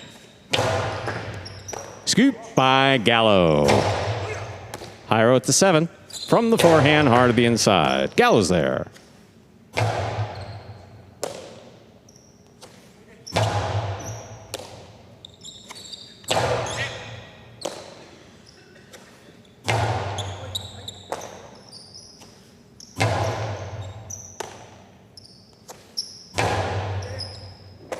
Gallo now from the 13 line, hard to the inside. Manu takes it in the air, backhand from the 11. Rebote to the inside. Difficult catch off the wall by Gallo. Gallo on the forehand behind the 13 line. He gets that ball back to the 11. Good throw. Gallo again, backhand. Manu's there.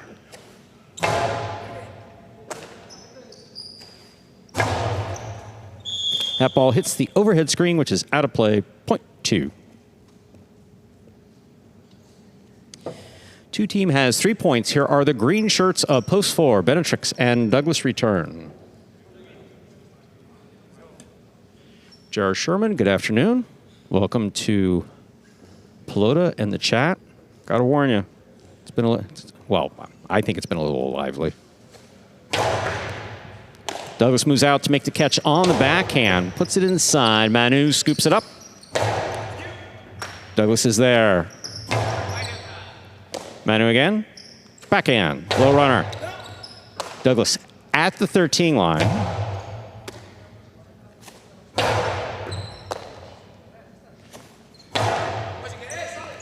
Robote. Forehand by Jairo. Benetrix has it. Backhand from the 7. Manu now from the 12. Robote, forehand by Benetrix, outside placement of the forehand. Robote is stopped by Jairo. Benetrix gets out there. Great effort. Just hits the overhead screen.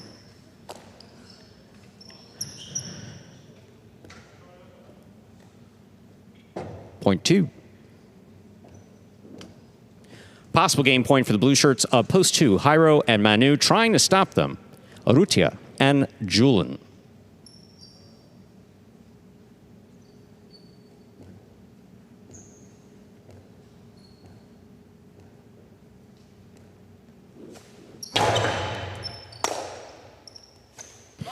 Powerful throw by Julian. What a scoop high on the left side of Manu. Right to the corner. Julian's there. Backhand. Manu on the catch. Powerful, powerful backhand by Manu. Manu again.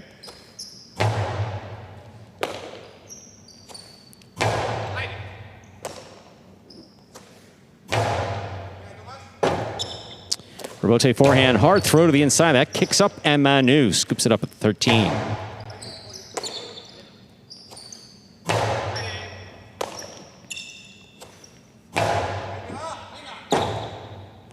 Robote forehand by Arutia. Robote left side by Manu. Back to the inside it goes. Julian is there. Robote forehand. Julian takes it in the air. Backhand from the 10. Hard to the inside. Jairo from the left side to the inside. Julian from the 12. Manu's there.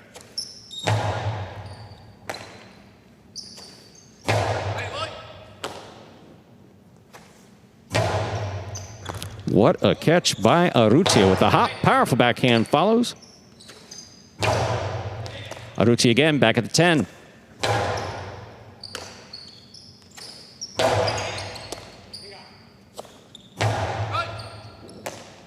Manu from the 13 line to the inside. Here's Julian on the right side.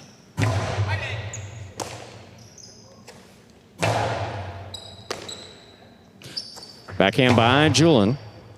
Manu on the catch. Robote coming out.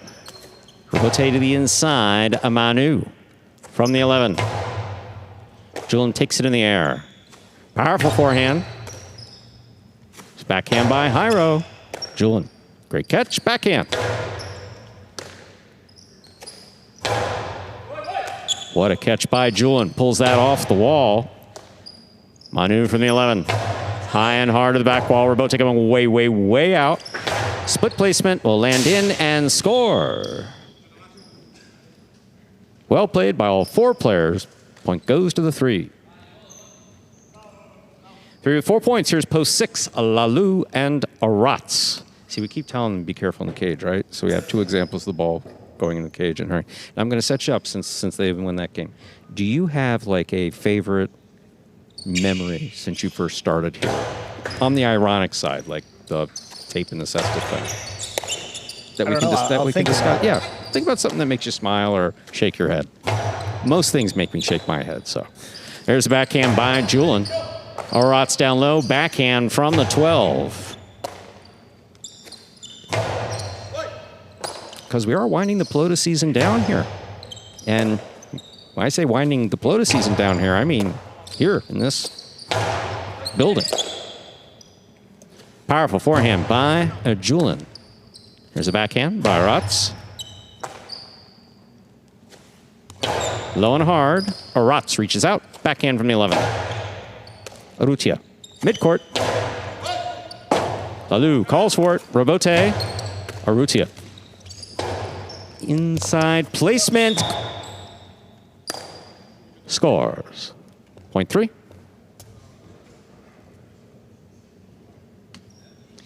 Possible game point for the white shirts of post 3.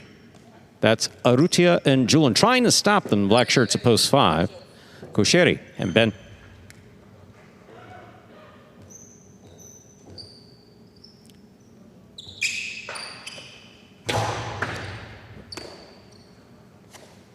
Powerful backhand by Ben. Took off, but hit the overhead screen.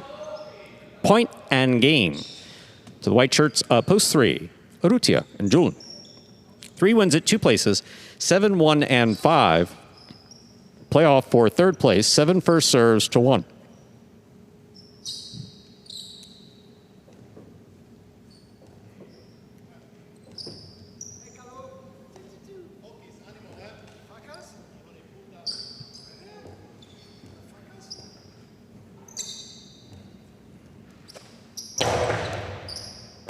Gallo from the forehand. High and hard to the front wall. Benny is there. Backhand.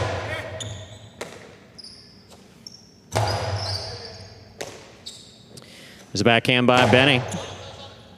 Robote. Robote forehand with a light touch. Etcheverry will let it pass. Benny snags it at the 11 line.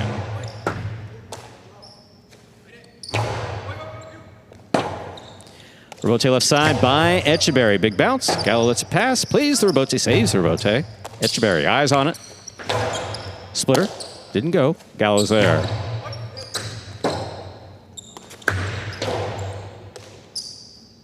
Ichibide. What a catch by Benny. He goes for backhand 2-all. That's caught in the air by Ichibide. Scoop by Benny. Here's the backhand.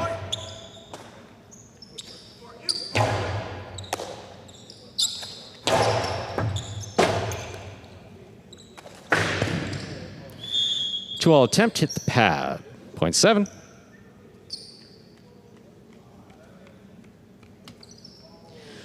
Possible show point for post 7, the pink shirts. Etcheverry and Benny trying to stop them. Go Sherry and Ben.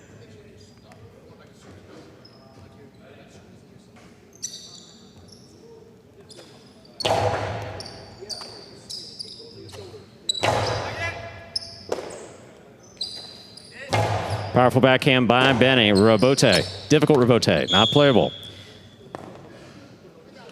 7 shows. Unofficial order finish. 3, 2, 7 for game 5. Price will be up in a moment.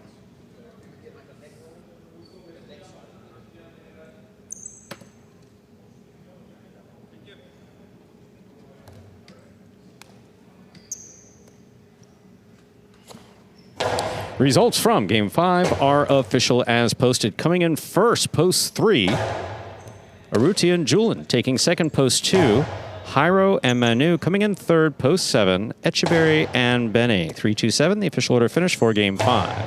$2 Quinella 2-3, $19.40. Trifecta 3-2-7, $327 even. $2 wager on 3 to win, $11.40. Up next, ladies and gentlemen, is Game 6. It's a spectacular 7 singles match, played to 7 points. Points will double after the first round of play. There's one scratch, Game 6, post 7. Scratch Iñaki, replace Iñaki with Ichibide. Game 6, post 7. Scratch Iñaki, replace Iñaki with Ichibide. Post time for Game 6. 6 minutes away. 6 minutes till Game 6. Andrew, do you have enough time to think? Anything come up? No, I really didn't. I was working on something else. I'm sorry. But You're actually Game doing 7. work. No, it's okay. I don't want you to just like pick something out. I mean, it could be something about me. I want like to something be thoughtful, you know. Well, that be thoughtful. I mean, you have to remember something, and this is something that people don't quite get. Yeah. Okay. Like, Stu's very involved. You know, like details. You know. Now, I guess in Pelota I can talk about this because director of highlight ops. It's like I said, contracts, who's where, who's traveling when. Right. You get all that.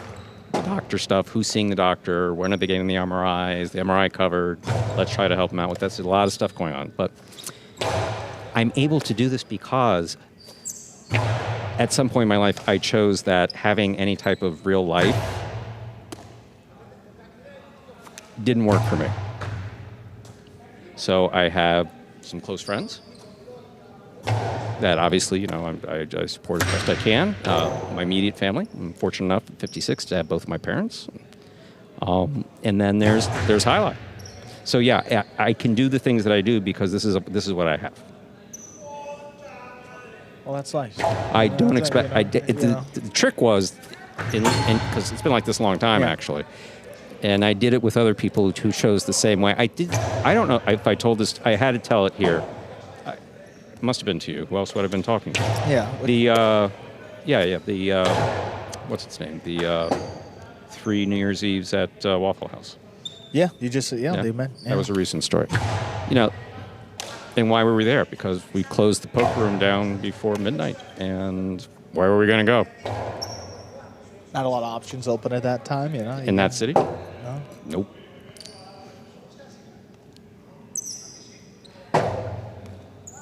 It's really amazing what's been accomplished. Yeah, I mean, I'm just thinking back to the beginning of this program. It's so different, but it's still the same.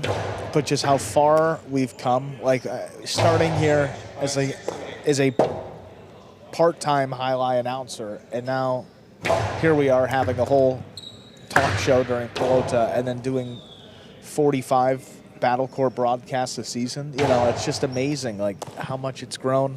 The entire program. The first season of Battle Court, I remember how amazing it was. And I kept telling Scott, like, we got to do more of this. We got to do. He's like, I don't know if we're going to have another season this year. And so that was back in the 22. So this is Battle Court versus H2H, because we started off with H2H. Oh my, yeah. Like that whole, you just blew my mind. Like H2H is so far out of my mind. I kind of forgot about it, but that was our main program for a while. That was the first step into. Oh my goodness! The idea was that, no one was out there saying, "I'm going to make Pari-mutuel highlight work." It was a challenge just to get any type of life puff back into it. Yeah. But what is phenomenal about this program, having been in other programs that, including in my own mind, it's like too many times where I didn't want to be involved in certain discussions about Battle Court or H2H, it was because I didn't feel that I had anything positive to contribute because I didn't understand where we were going with it.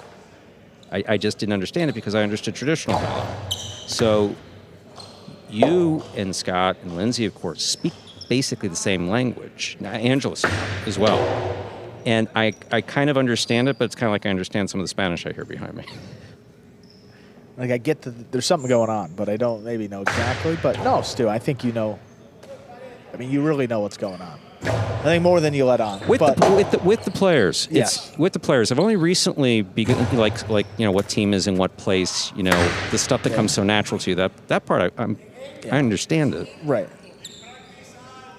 And I do like that it's evolved into having as many tied game days as we've had, because it's like I'm goal focused in that regard. Parity. At the end of the day, you want parity. Yeah, and the tie in Battle Court, it's like it's just a part of the game. You don't love seeing a tie in sports like soccer. I hate it. In hockey, they play overtime, so there's always a winner. But like, we also have to be reasonable in the game day. If we add another set, we could be playing till 9 o'clock on some of these. It could be a 4-hour performance, which is just unreasonable to expect anybody to devote that much attention and time to. So I think but I also think it makes the season more interesting, because then you bring these half points into it. Yes. And then, you could jump 2-3 teams with a full game day win. So that it really separates the win of a tie and a loss. And you really want it to be 3 distinct results. That's how it is. Soccer, hockey, and I think it makes sense in those other sports that came before us. But to your point, it's great, and it's the most competitive season we've had. See, if you asked me to write that down on paper at the beginning, couldn't have done it. Right. Couldn't have done it. It really sounds like me being the kind of elder statesman back here is that, like, I have some, there's a power dynamic between me and Andrew, and it's so not that way. I'm really dependent upon Andrew for interpreting a lot of what goes on around me. And likewise, with some of the highlight stuff and detailed highlight stuff, like this family doesn't get along with that family, and that's why you can't get assessed stuff. Yeah, I don't expect you to understand that stuff. I still understand it. Time to begin game 6. Alex serves. Urrutia receives. We begin.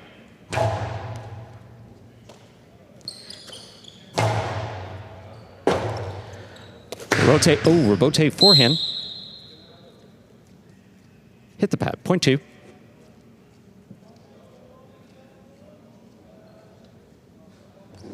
Urrutia first up on the board here in our 6th game. Now bring to the court the white shirt up, post 3. Gaucheri.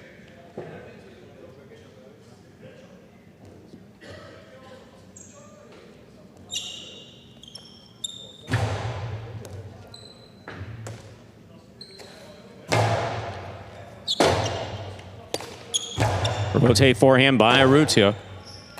Robote to the inside. Dropping. Urrutia makes a save. Too high. That hit the overhead screen before the front wall. Point 3.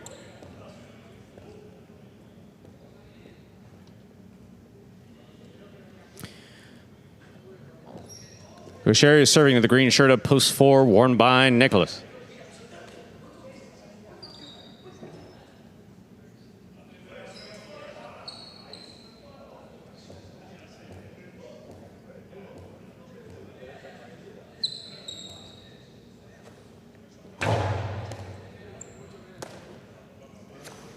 There's the backhand by Nicholas. Robote. Robote 2-all. Perfectly executed by Gaucheri to score, point 3.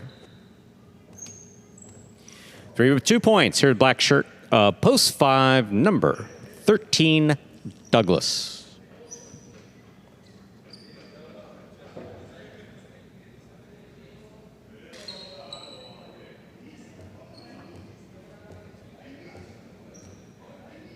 Humor in text can be brittle. I definitely get that. I've really screwed that up sometimes. There's a backhand by Douglas. Not suggesting you did. I'm just saying it's very difficult to communicate emotion or... 2-all by Douglas is in and scoring. Point 5. Yellow shirt, post 6. Manu receives.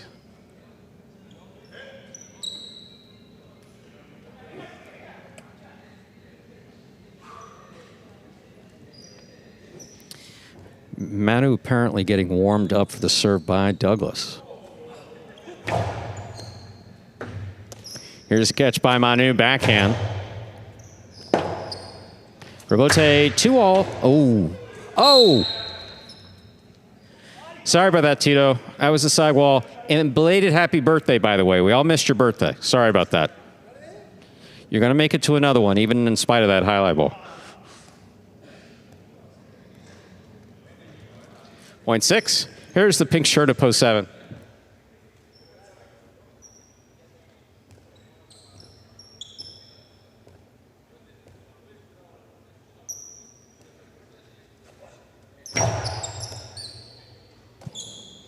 Here's a backhand by Iturbide. Manu to the inside. Catch by Manu. He winds up. Inside placement will score. Point 6.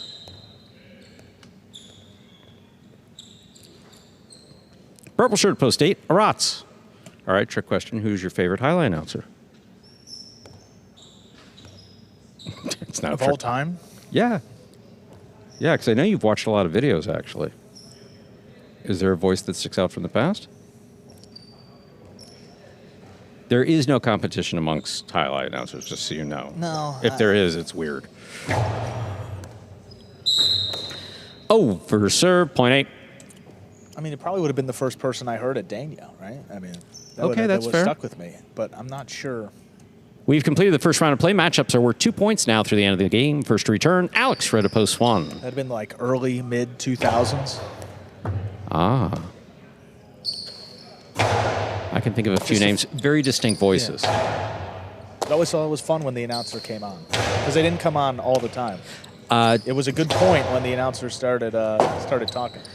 Excellent point you bring up. Highlight announcing and how it's changed and how it's not changed. Robote forehand. Picked up by Arats. Arats winds up, puts it inside. Alex on the run. Point 8.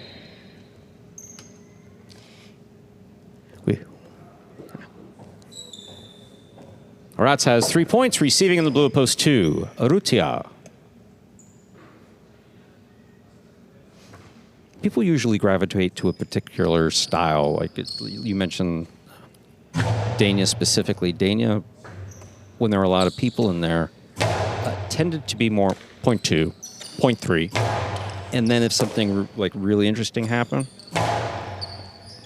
if someone climbed the wall, or yeah, exactly, a 2-wall or something, exactly, and that was, I believe, I remember that being handed down from management. I'm talking about like the 90s when, then that was that's what management ownership wanted. Here's a backhand by Aratz, powerfully thrown to the inside. Robote at the side wall. Possible game point for the purple shirt post 8. Aratz trying to stop him is a Nicholas.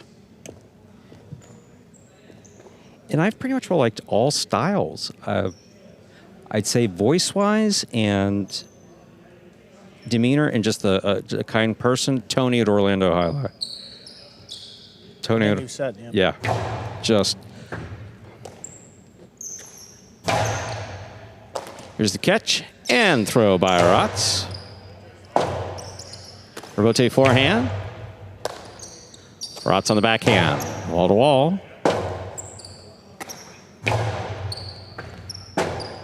Robote left side. Nicholas takes it. Powerful forehand. Catch by Aratz.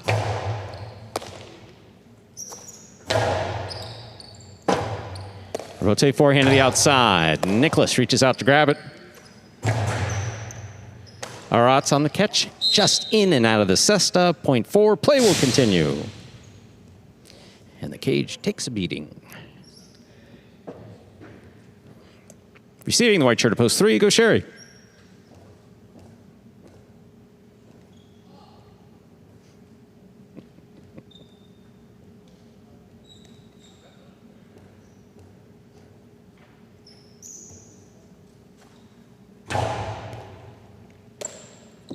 Here's a backhand by Go Sherry. Rotate forehand up high, clearing the screen. Go Sherry's there. Backhand. Wall to wall. Rotate forehand. That's another save by Nicholas. Go Sherry has it on the costado. To the inside he goes. Good read by Nicholas, but that wall. So hard. 0.3. Three on the board with 4 points. Here's post 5. Douglas. It's funny, Tevin just texted me and said that the particular announcer who announced quite a few years, a known name in the very so small world of highlight announcing, put him to sleep. the person he's referencing, a good announcer, good guy, good voice, but melodic. Robote left side. Here's a catch by Douglas. Douglas back to the inside. Goes Sherry on the run. That scores on the second bounce, 0.5. 5 with 3 points. Here's post 7. Iturbide. Stepping away from the announcers for a minute, like one of the many things that's grown out of this program that's just this competition between Go Sherry and Douglas. Friends. They admire each other and fiercely competitive against them. And it's great to watch. That's great to watch. Iturbide on the outside. Here's the forehand. Douglas, what a catch and return. My goodness. Here's Iturbide. Drop shot into the pad, and the pad is bad. 0.5. 5 on the board with 5 points. Possible game point for Douglas, trying to stop him in the yellow shirt of post 6, Manu. I've always abided by whatever ownership and management wants. And in coming up in the Miami system, a lot of play-by-play. A lot of play-by-play. So as far as like play-by-play goes and the voice behind it, for me, Dave Lemon. Yeah. Yeah, I realize he hired me and trained me, but Dave Lemon, just what an eye for a highlight. Robote to the inside. Is tipped. Point in game, post 5, Douglas. No playoff here. 8 places, 3 shows. Unofficial order finish 5-8-3 for game 6.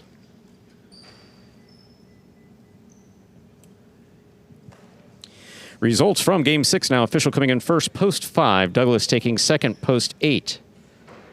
Aratz coming in third, post 3. Goes Sherry, 5-8-3. Official order finished 4 games 6. Your prices will be up in a moment. There's your moment. $2 Quinella 5-8, $95. Trifecta 5-8-3, $733.40. $2 wager on 5 to win, $18.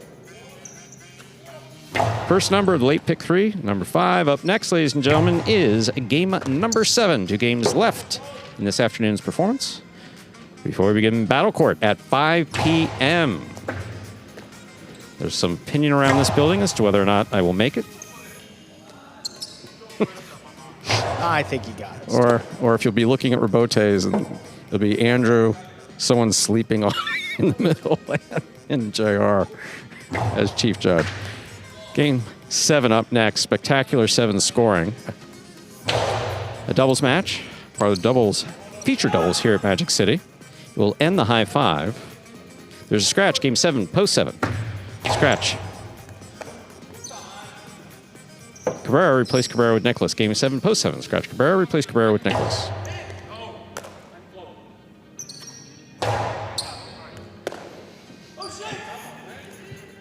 Like I remember good voices at Palm Beach. You know, there were some that were more emphasis was placed on the voice. The World Highlight, so the Miami Tampa, Jack Patterson.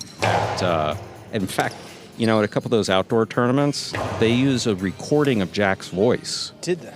Yeah. Because I did go to one of the outdoor events. It was a couple years ago, and you know, Tampa's just such or St. Pete rather, such a good highlight town. Such good people out there,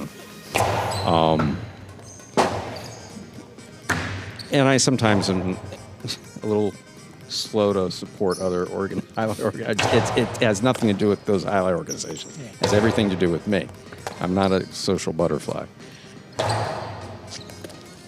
But yeah, hearing Jack's voice and then thinking back to when, you know, the closing days of Jack. Jack also ran the amateur program at Tampa Highlight, and he used to have this saying for some players.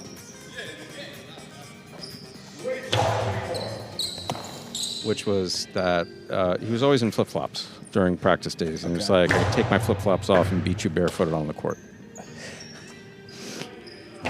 And that's fun. Yeah. I mean, that's something we can go on.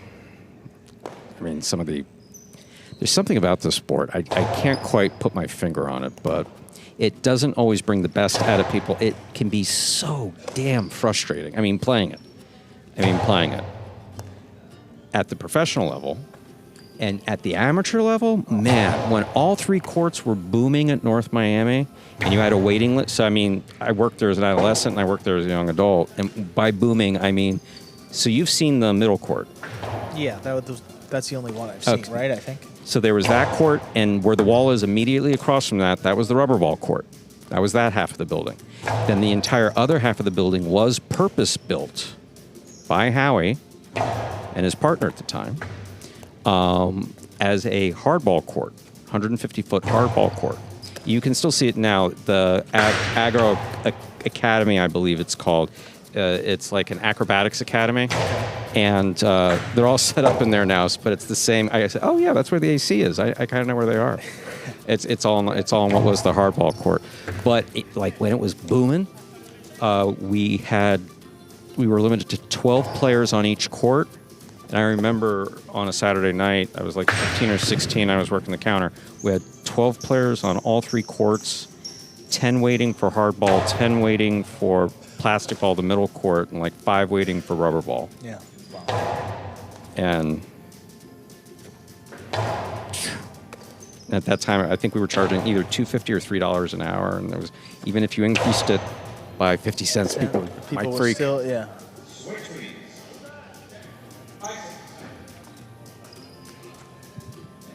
But there's quite a scene in there. Even when we went, it was fun. I had a great time. That's only once, though, unfortunately. Yeah, I figured you would have picked this up by now. You were. I mean, the thing about Andrew, and I say this without any hint of joking, is that I think most folks in Highlight that have access to the court, that's the way that I'll explain it, want to try it at some point. Right. And they either do it or they don't. And then what happens is they kind of like, it's okay, whatever, and they walk away from it, or they take a little bit more seriously. Very rarely do they think, I'm going to start playing professionally. Of course, we open the door to that here. Right. But, yeah, I don't know who that is, but obviously highlights had a really bad effect on him. And his singing. It's pitchy. Yeah, very pitchy. Just point being that in Andrew's case, you had been practicing, I imagine, for about 2 weeks, and I would look, as I was walking or doing whatever I was doing, and then at one point I was just like, I sat down and I watched you practice, and I was like, damn, he's only been practicing a couple weeks, and he catches really well. I mean, you were catching, but you were catching and you were stopping the ball. I appreciate it, Stu. Huh? Well, and I'm just thinking, I want to get back out there. I just, personally, I'm in such a good structure, like in my daily routine. Like, I've been walking and doing a ton of steps, so I just haven't gotten the highlight back into my routine. But I think it's okay with the move. I think that will definitely help me because there's going to be maybe a little more time, come a little early, and you get some throws in. Oh my! I'm just picturing that. Switch, please. 7-8. Hyro, come on. You're scratching? No. Nah, not after last night. No, it's not. The sense of humor that it's good that we've been able to do that here. But I'm glad to hear that you may pick it up again. I too will probably throw it around a little bit more there. But it is painful for me. It does hurt. And also got to think about the times where we can play too. You got to come in earlier, which I have, structure earlier in the day, or you can do it between the performances sometimes. Yeah. Some of the late game guys go out there, and then practice begins for battle court, and I don't want to take up any of the court time for those. So that was fun. We do have one funny story. We have one funny story. Andrew and Lopez. Yeah, well, I said I'm playing. I was like, I want 1 point, and I threw a serve, and it came right to me. I cut it off, and I threw the drop shot right in the pad. That was it. Yeah. Here you get an opportunity. You get an opportunity to practice with one of the top 3 backcourters of the last 15 years of highlight. And man, what an opportunity just to throw it around with him, and you bust out a drop shot while a thoughtful guy. While he's practicing, while he's trying to warm up for his battle court games. I was trying to lighten his load. I knew he had a big day in battle court, so I'm like, if he can maybe take this one throw off, I should help him. And that was it. After that, I was like, all right. You threw a day hotter. You ran out the front door. I felt uncomfortable, and then when I put in the pad, I don't know if I've ever felt like that in my life. I wanted to just leave. Yeah, I didn't even want to show my face to him anymore. And as far as highlight players go, as far as whether a ball boy or a judge or someone wants to practice, some guys are better than others, professionals. And Lopez is really good about that. Yeah. But he wants folks to take. I'm not suggesting you weren't taking it serious, but he wants to people to take it seriously. Yeah. Game 7. Yeah, let's do it. All right, time to begin Game 7. Spectacular 7 scoring. Serving in the red shirts, post 1 goes Sherry and Ben. Receiving in the blue post 2 goes Goanaga and Unda. Oh yeah.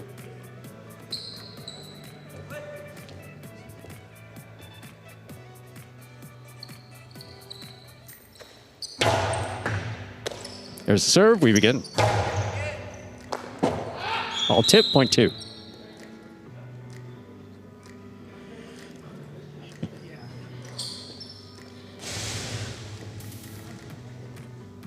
White shirts of post 3, Lalu and Arats receive.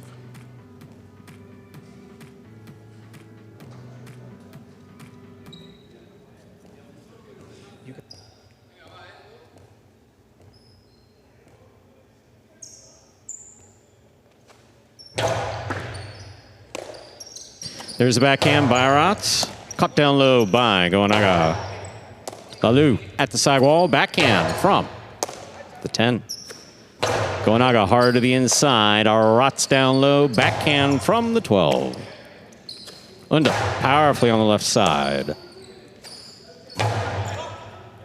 And again, backhand from the 11.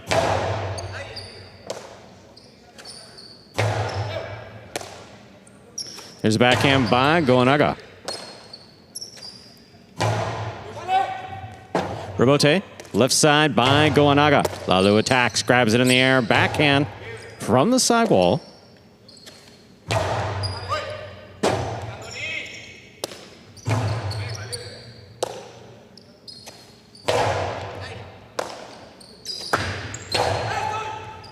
Excellent catch.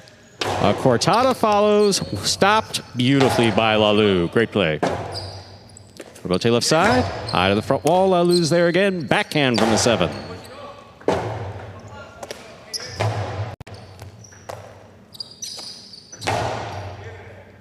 And on the left side, backhand from the 12. Aratz.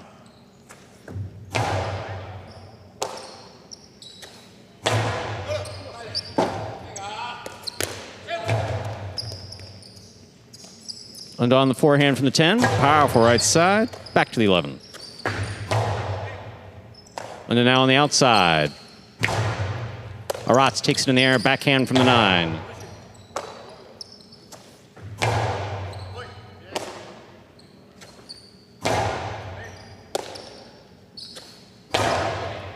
Catch by Lalu at the sidewall, beautifully made. Rebote forehand, Lalu's there again, winding up. 2-all. Stop by Goanaga. Carambola. Scores. Point 2.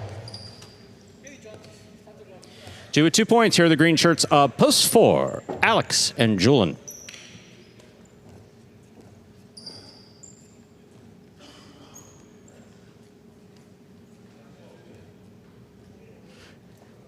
It gets in your blood and it boils it. That is one thing that is pretty accurate. Well said, friends in the chat. Alex picks the serve. A drop shot to the inside by Alex scores, point 4. Receiving, black shirts of post 5. Iturbide with Gallo.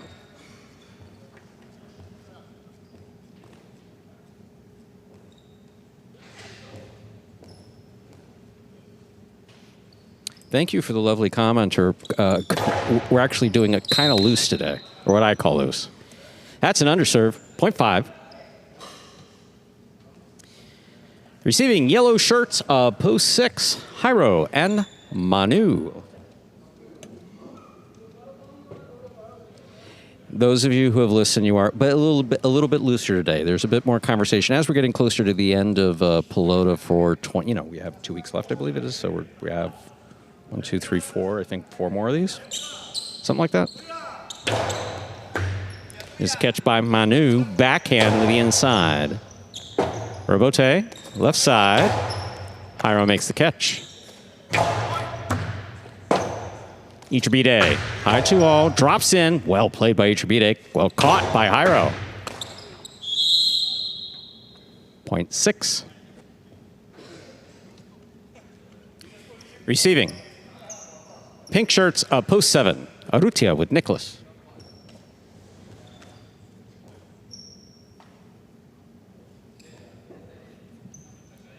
And I do sincerely hope you enjoy your time up there. Our friends North on 95 put on a very good show these 3 months.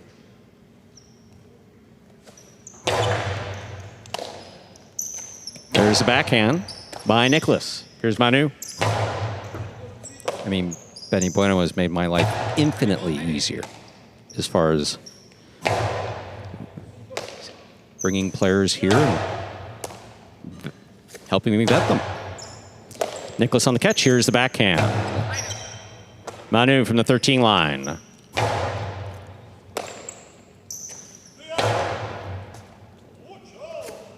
It's a great catch by Jairo on the backhand. Here's Nicholas from the backcourt. Low and hard to the inside. Jairo's there again.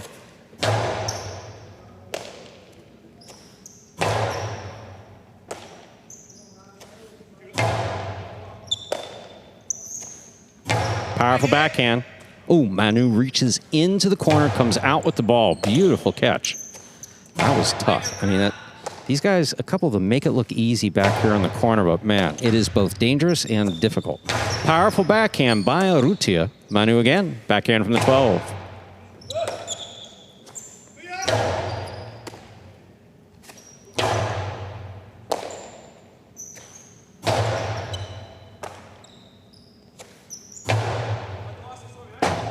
Robote's on the wall. Urrutia makes the save. Light touch. Jairo gets in there. Backhand. Low and hard to the inside. Nicholas is there. Backhand. Robote on the wall. Saved by Jairo.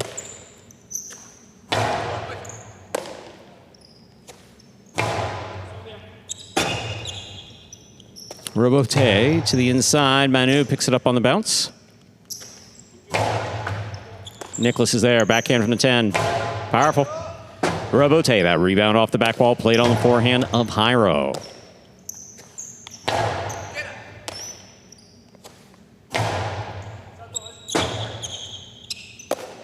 Robote forehand. Scoop by Manu.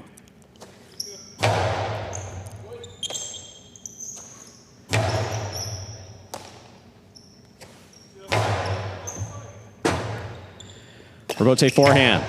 Right up the middle, caught by Manu.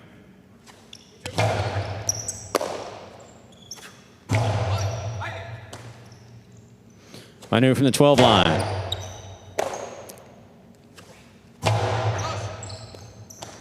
Manu off the back wall now on the forehand. Urrutia reaches in. Fine backhand. Caught by Manu. Powerful, powerful backhand. Robote coming out. Urrutia eyes on the Robote, sends it right up the middle. Caught high by Manu. Urrutia across court. Great catch, hard backhand. Here's a backhand by Nicholas.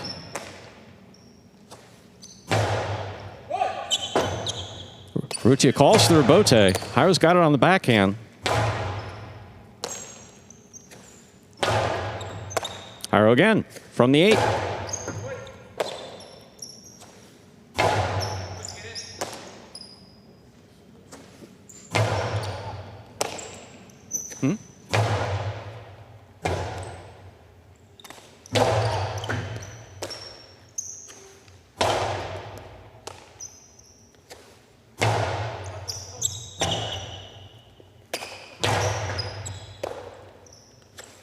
Here's a backhand by Manu, caught by Nicholas.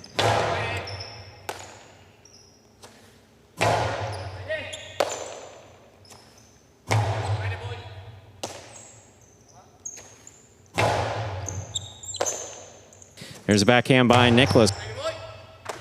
What a catch by Manu off the wall in the corner. Here's Nicholas.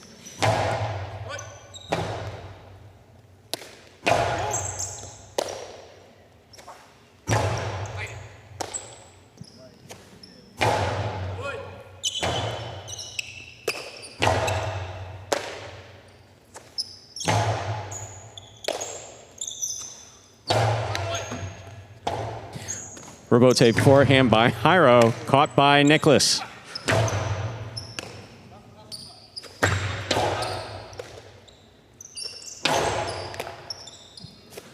Here's the backhand.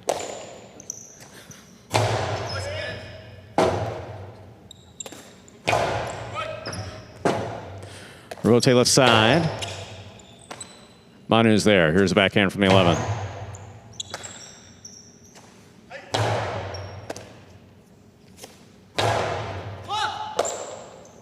Nicholas, hard to the inside, and Manu is there. Urrutia back to the inside.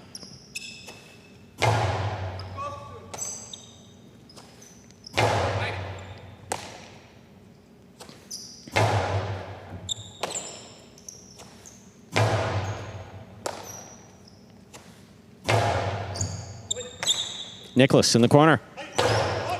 Jairo reaches up, backhand from the 8. Keeps it inside, Nicholas there again.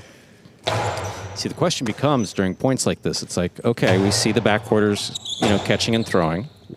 Why doesn't someone throw a shot? They don't have it. This is still Urrutia and Manu? Oh, my. See, the same point? Urrutia, yes. Urrutia, yeah. Urrutia, is looking to make the shot, but one thing Urrutia is well aware of now, he's got to make it real good because he gives it to Jairo on his forehand. Jairo's going to do some damage. And with this team, too, think about how much confidence Jairo has in Manu. He goes straight outside every time, which doesn't leave a lot of space. And perfect finally, chick-chack scores for Urrutia. Well played by all 4 players, 0.7. Completing the first round of play, purple shirts at post 8, Benetrix and Douglas. You're absolutely right. like Jairo is aggressive, but he's also very smart, and he knows that there's no reason to give away a point when you got Manu back there. Just let it pass and wait for his perfect opportunity to attack him. Over serve, 0.8. We've completed the first round of play. All matchups are worth 2 points now through the end of the game. First to return, red at post 1, Kosheri and Ben. The most important thing that we have going on in this program is that everyone gets along. Outside serve by Benetrix. Robote floating midcourt. Benetrix to the inside. Yes, all the players definitely get. I mean, there's familial clicks and playing clicks and town clicks, but 0.8. 8 with 3 points. Here's post 3. Lalu with the rots. None that I would say are exclusionary. I think that's the and you know, I mean, Andrew, you've heard how many times? It's a big concern. Oh, it's with every player that comes in the program. That's the first. We know they can play. What are they like in the locker room? There's a backhand by Rots. Because highlight is so frustrating and so competitive, and the way this system is, the compensation is in the prize money. That adds an extra element, which I personally found interesting. Big backhand by Douglas. Oh, 0.8. Possible game point, purple shirts, post 8. Benetrix and Douglas trying to stop them. The blue post 2. Gonaga and Unda. Lalu, I mean, he was trying to throw a drop shot. I mean, you know. And then he got frustrated.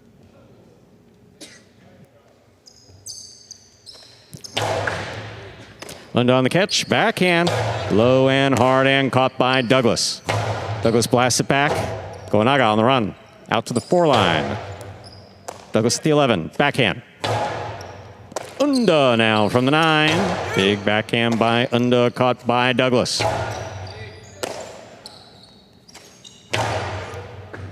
What a catch by Douglas between the 13 and the back wall. Well played.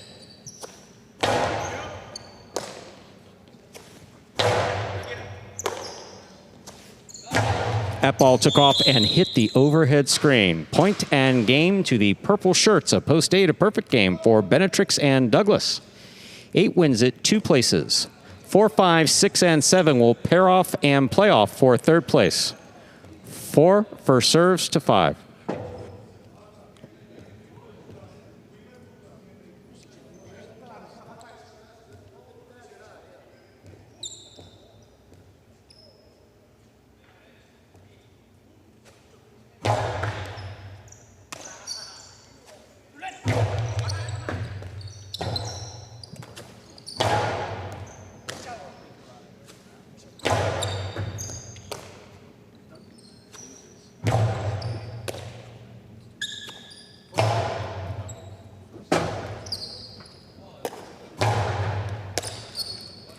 Ichibide to the inside. Alex is there, reaches out, makes the grab on the 7. Powerful backhand, follows.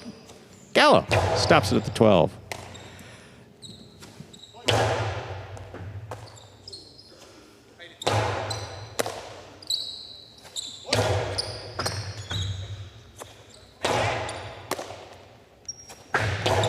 Costello 2-all stopped by Ichibide. Ichibide with a light touch. That scores on the 2nd bounce. Well played, 0.5.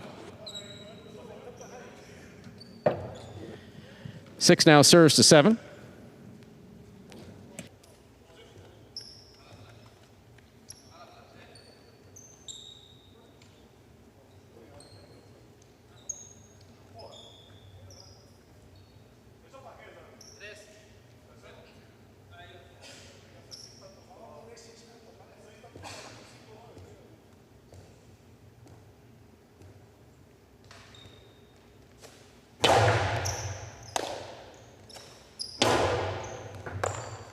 Scoop attempt, tip, 0.7. Show point, 5 serves to 7.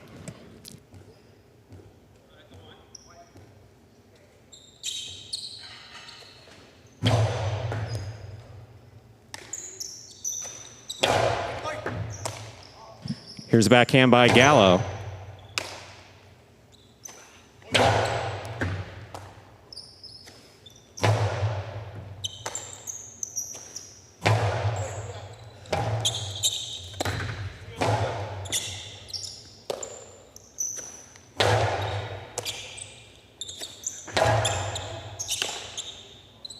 There's powerful forehand by Nicholas. Catch. Oh, almost.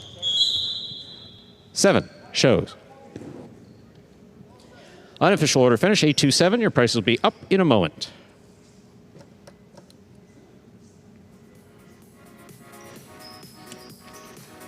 Results from Game 7 are now official. Coming in first, post 8. Benetrix and Douglas taking second, post 2. Goenaga, he was in for Inaki with Unda, coming in third, post 7. Arutia with Nicholas. Nicholas was in for Cabrera. High Five lives to fight another day. 3 of 5 numbers, returning $112.90. $2 Canelo, 2-8, first and second in any order, 26-20. Trifecta 827, 373.40.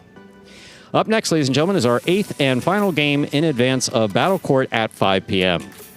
Game 8, a spectacular 7 singles match, played to 7 points. Points will double after the first round of play. There is a scratch. Game 8, post 2, scratch Iñaki, replace Iñaki with Arutia. Game 8, post 2, scratch Iñaki, replace Iñaki with Arutia. Post time for Game 8. 6 minutes away. Good luck. And wow, yeah, I guess the practice is pretty light right now. Everybody's warmed up. There's that thing that says practice is mandatory. Did you take that down? I'll bring you to the guy that did, but it wasn't me. It wasn't me. You're kidding. No one touched. No. At that point, I saw him he did well the whole time, and then he malfunctioned. Maybe that's what happened Tuesday and why everyone was so loose. You know? Why? Maybe they took down the sign, and then today they just rolled with it. See, the whole problem with taking down Stu Nyman signs is that back up.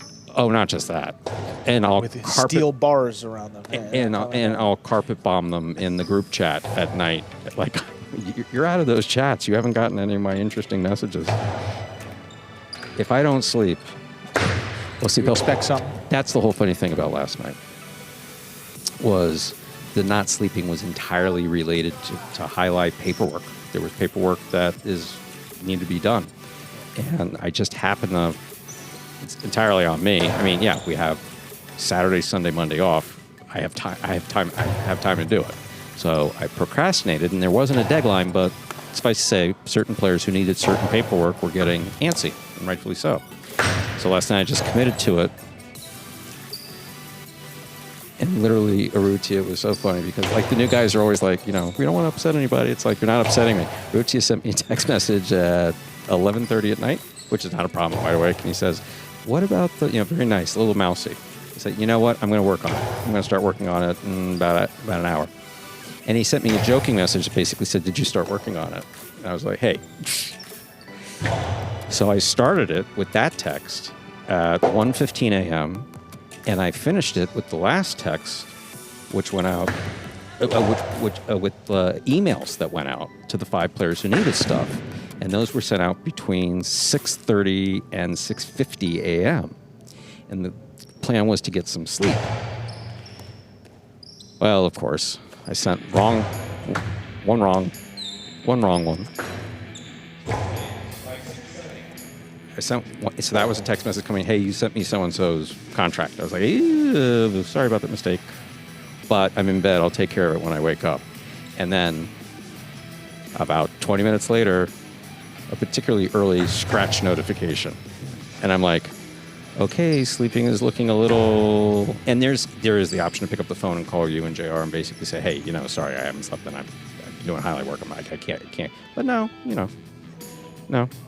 I'm not saying people. Yeah, I mean, I'm not saying I wouldn't do that. Left, yeah, exactly. I mean, that's really it. Yeah.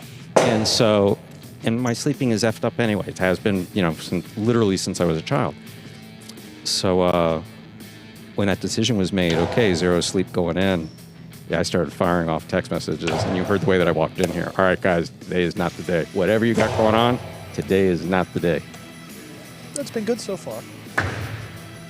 It's a good group, and I like when we're able. And that whole thing with management and being playful with the people who you're responsible for managing. I'm not going to say are subordinate, because that does sometimes become an issue, but it's not based on how we do things around here. At any time you could take any one of these players and pull them aside and say, "Hey, I know we play a lot, but this or that. Could you dial it back?" And there's almost no one in this locker room right now that I believe, by history, obviously there were, but they're no longer here. I believe, for the most part, to a man, to a player, they would take a serious conversation. So, of course, yeah.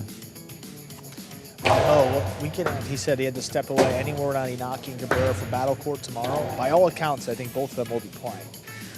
I believe that I'm not going to share a policy, but I will say that I believe that it is safe to make an assumption that Battle Court is important to the program and to the players, and if they are dealing with an injury that they might play through, we'd rather have them play through it. If they're able to, they tell us they can't play, they can't play. We'd rather have them play through it in Battle Court than Pelota. So that's a safe assumption. Sometimes guys may be resting up. Well, we got Battle Court coming up today at 5 p.m. We'll get you the matches quickly. 2 singles and 4 doubles between the Renegades and Devils. We got Gosheri and Ben against Etcheberry Benny first. Then Goanaga, the CRB, take on Nicholas and Kubala. Then Thurs and Ben go up against Benetrix and Rock. Then we'll go over to singles. Omega Reina takes on Etcheberry first. Then Gosheri against Nicholas. And the finale will be Division 3 doubles, Goanaga and Omega Reina against Benetrix and Benny. Those will be the 6 matches in order tonight. We got Battle Court 5 p.m. between the Renegades and Devils. But first, Game 8. We're ready to begin our 8th and final game of the week for Pelota. Spectacular 7 singles match. Played to 7 points. Points double after the first round of play. Arat serves. Urrutia receives. There's the serve. We begin. Here's the backhand by Urrutia. Powerfully thrown. Kicks up into the overhead screen, which is out of play. Point 1. Arats takes the first point of the 8th game, receiving number 66, Alex.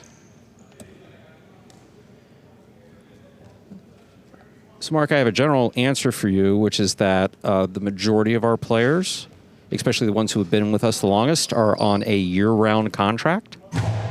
Some players are on 6-month contracts, and some players are on seasonal contracts,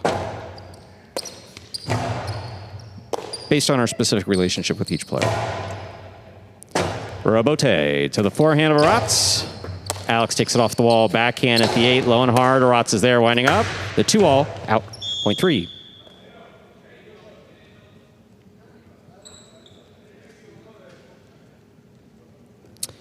Alex serves the green shirt at post 4, worn by Iturbide.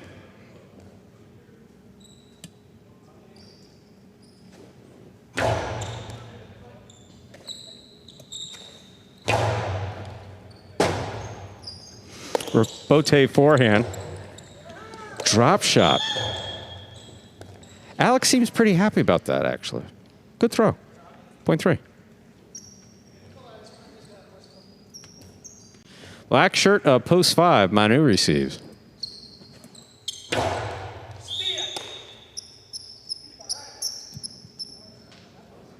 Point 5.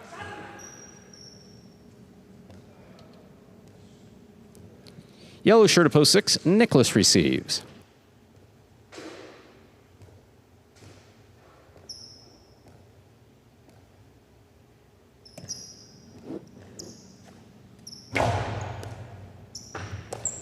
Here's Nicholas on the backhand of the inside. Manu is there. Rabote forehand up high. Manu makes the catch. Robote forehand to pass. Manu with a fine save, keeps it in play. Here's Nicholas. Robote missed midcourt, point 6. Pink shirt, post 7. Douglas receives.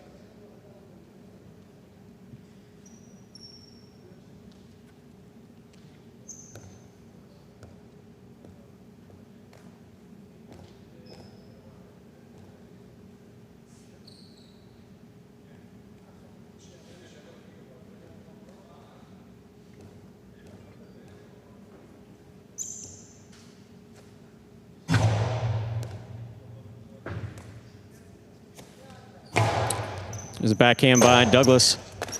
Fine save by Nicholas. Douglas is there. 2-all, opens. Nicholas chased it down, got it, sends it back. Douglas got assessed on it. Good positioning. In and out of the basket, though. Point 6. Here now to complete the first round receive. Purple shirt, post 8. Kosheri.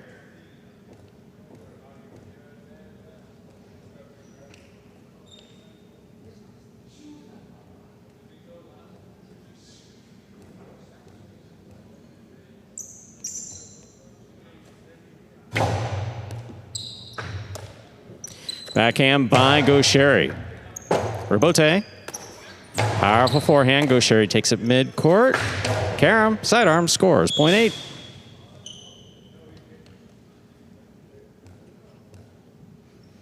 We've completed the first round of play. Matchups are worth 2 points now through the end of the game. First to return, the blue of post 2, Arutia.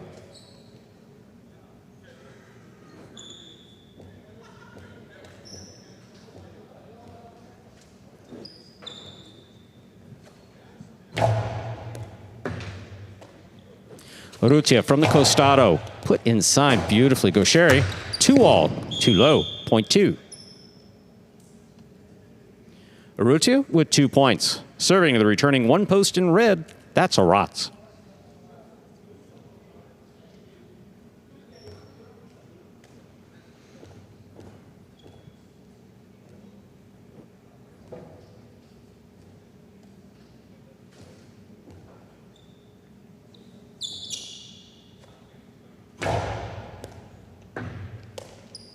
There's a backhand by Rotz.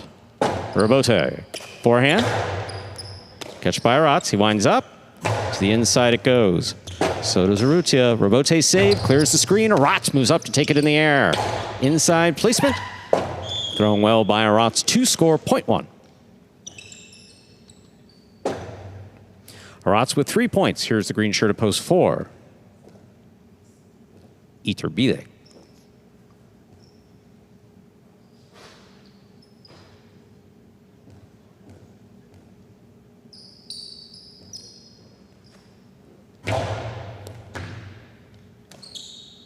There's the backhand by Iturbide. Wall to wall from the left side.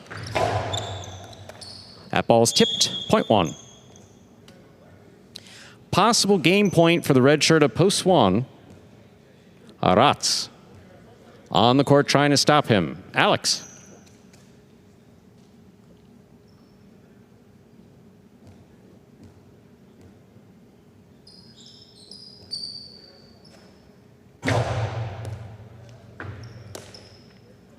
Powerful backhand by Alex. Wall to wall from the left side. Robote forehand.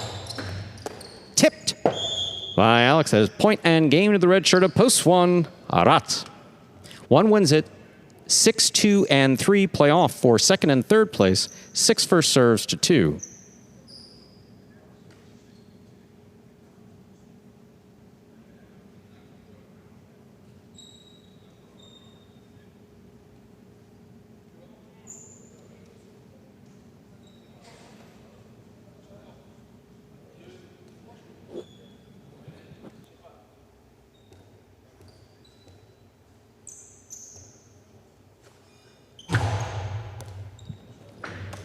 Great catch. Difficult ball in the corner by Urrutia. He goes wall to wall from the left side.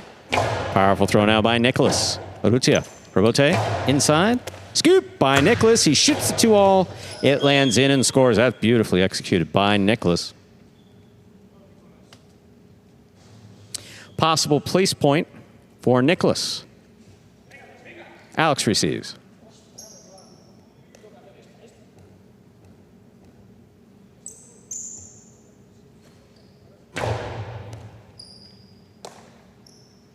Powerful backhand by Alex. Wall to wall. Rebote coming out. Quick throw. Nicholas makes the catch. Nicholas from the 7 line, low and hard.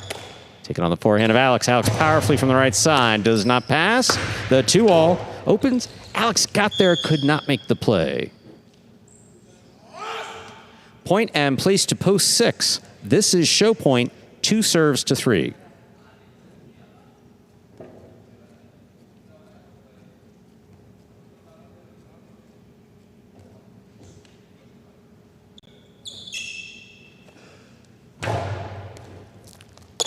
Alex takes it on the forehand. Powerful right side caught in the air by Urrutia.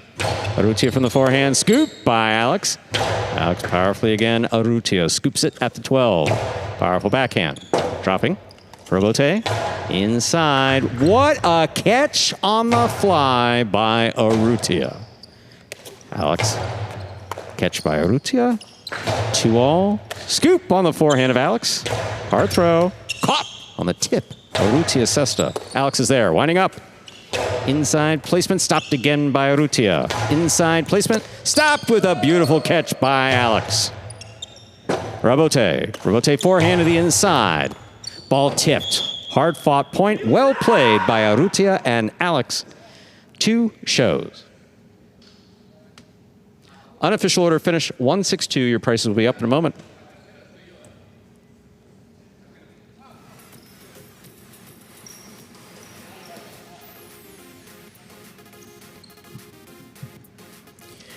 Results are official for Game 8. Coming in first, post 1. Rotz taking second, post 6. Nicholas coming in third, post 2. Urrutia. Urrutia was substituting for Inaki. Game 8 prices. $2 quinella. That is first and second in any order, $16, $25. The trifecta, $162, $360.60. $2 wager on 1 to win returns $16.80. Our late and last pick 3, 581, 3 of 3 numbers returning $560. That, ladies and gentlemen, will do it for this Thursday afternoon performance of Live Highline in the Magic City on the Highline channel. We are glad that you chose to join us this afternoon and invite you to join us in just about an hour. In fact, an hour and a minute away, if this clock is correct, for Battle Court, when the Renegades, featuring Gosheri, Ben, Goanaga, CRB, Flores, etc., take on the Devils, featuring Echeberry, Benny, Nicholas, Kubala, Benetrix, and Rock. On behalf of the player, staff, and management of the World Highlight League, Battle Court Highlight LLC, we're pleased that you joined us today. Hope you will join us for Battle Court. And if you're in the South Florida area, don't forget that tomorrow is Friday. Friday nights, we are open to the public. Doors open 6:30 p.m. An easy drive, realistically, if you really want to see us, if you're anywhere from Palm Beach County south. It's an easy drive. We're just south of Miami International Airport, literally about 3 miles. Doors open at 6:30. Free parking, free admission, free seating. The music's loud. The play is great. Always a good vibe in here Friday nights. Please join us if you can. And if not, tune in. Have a good day, everyone. See you for Battle Court.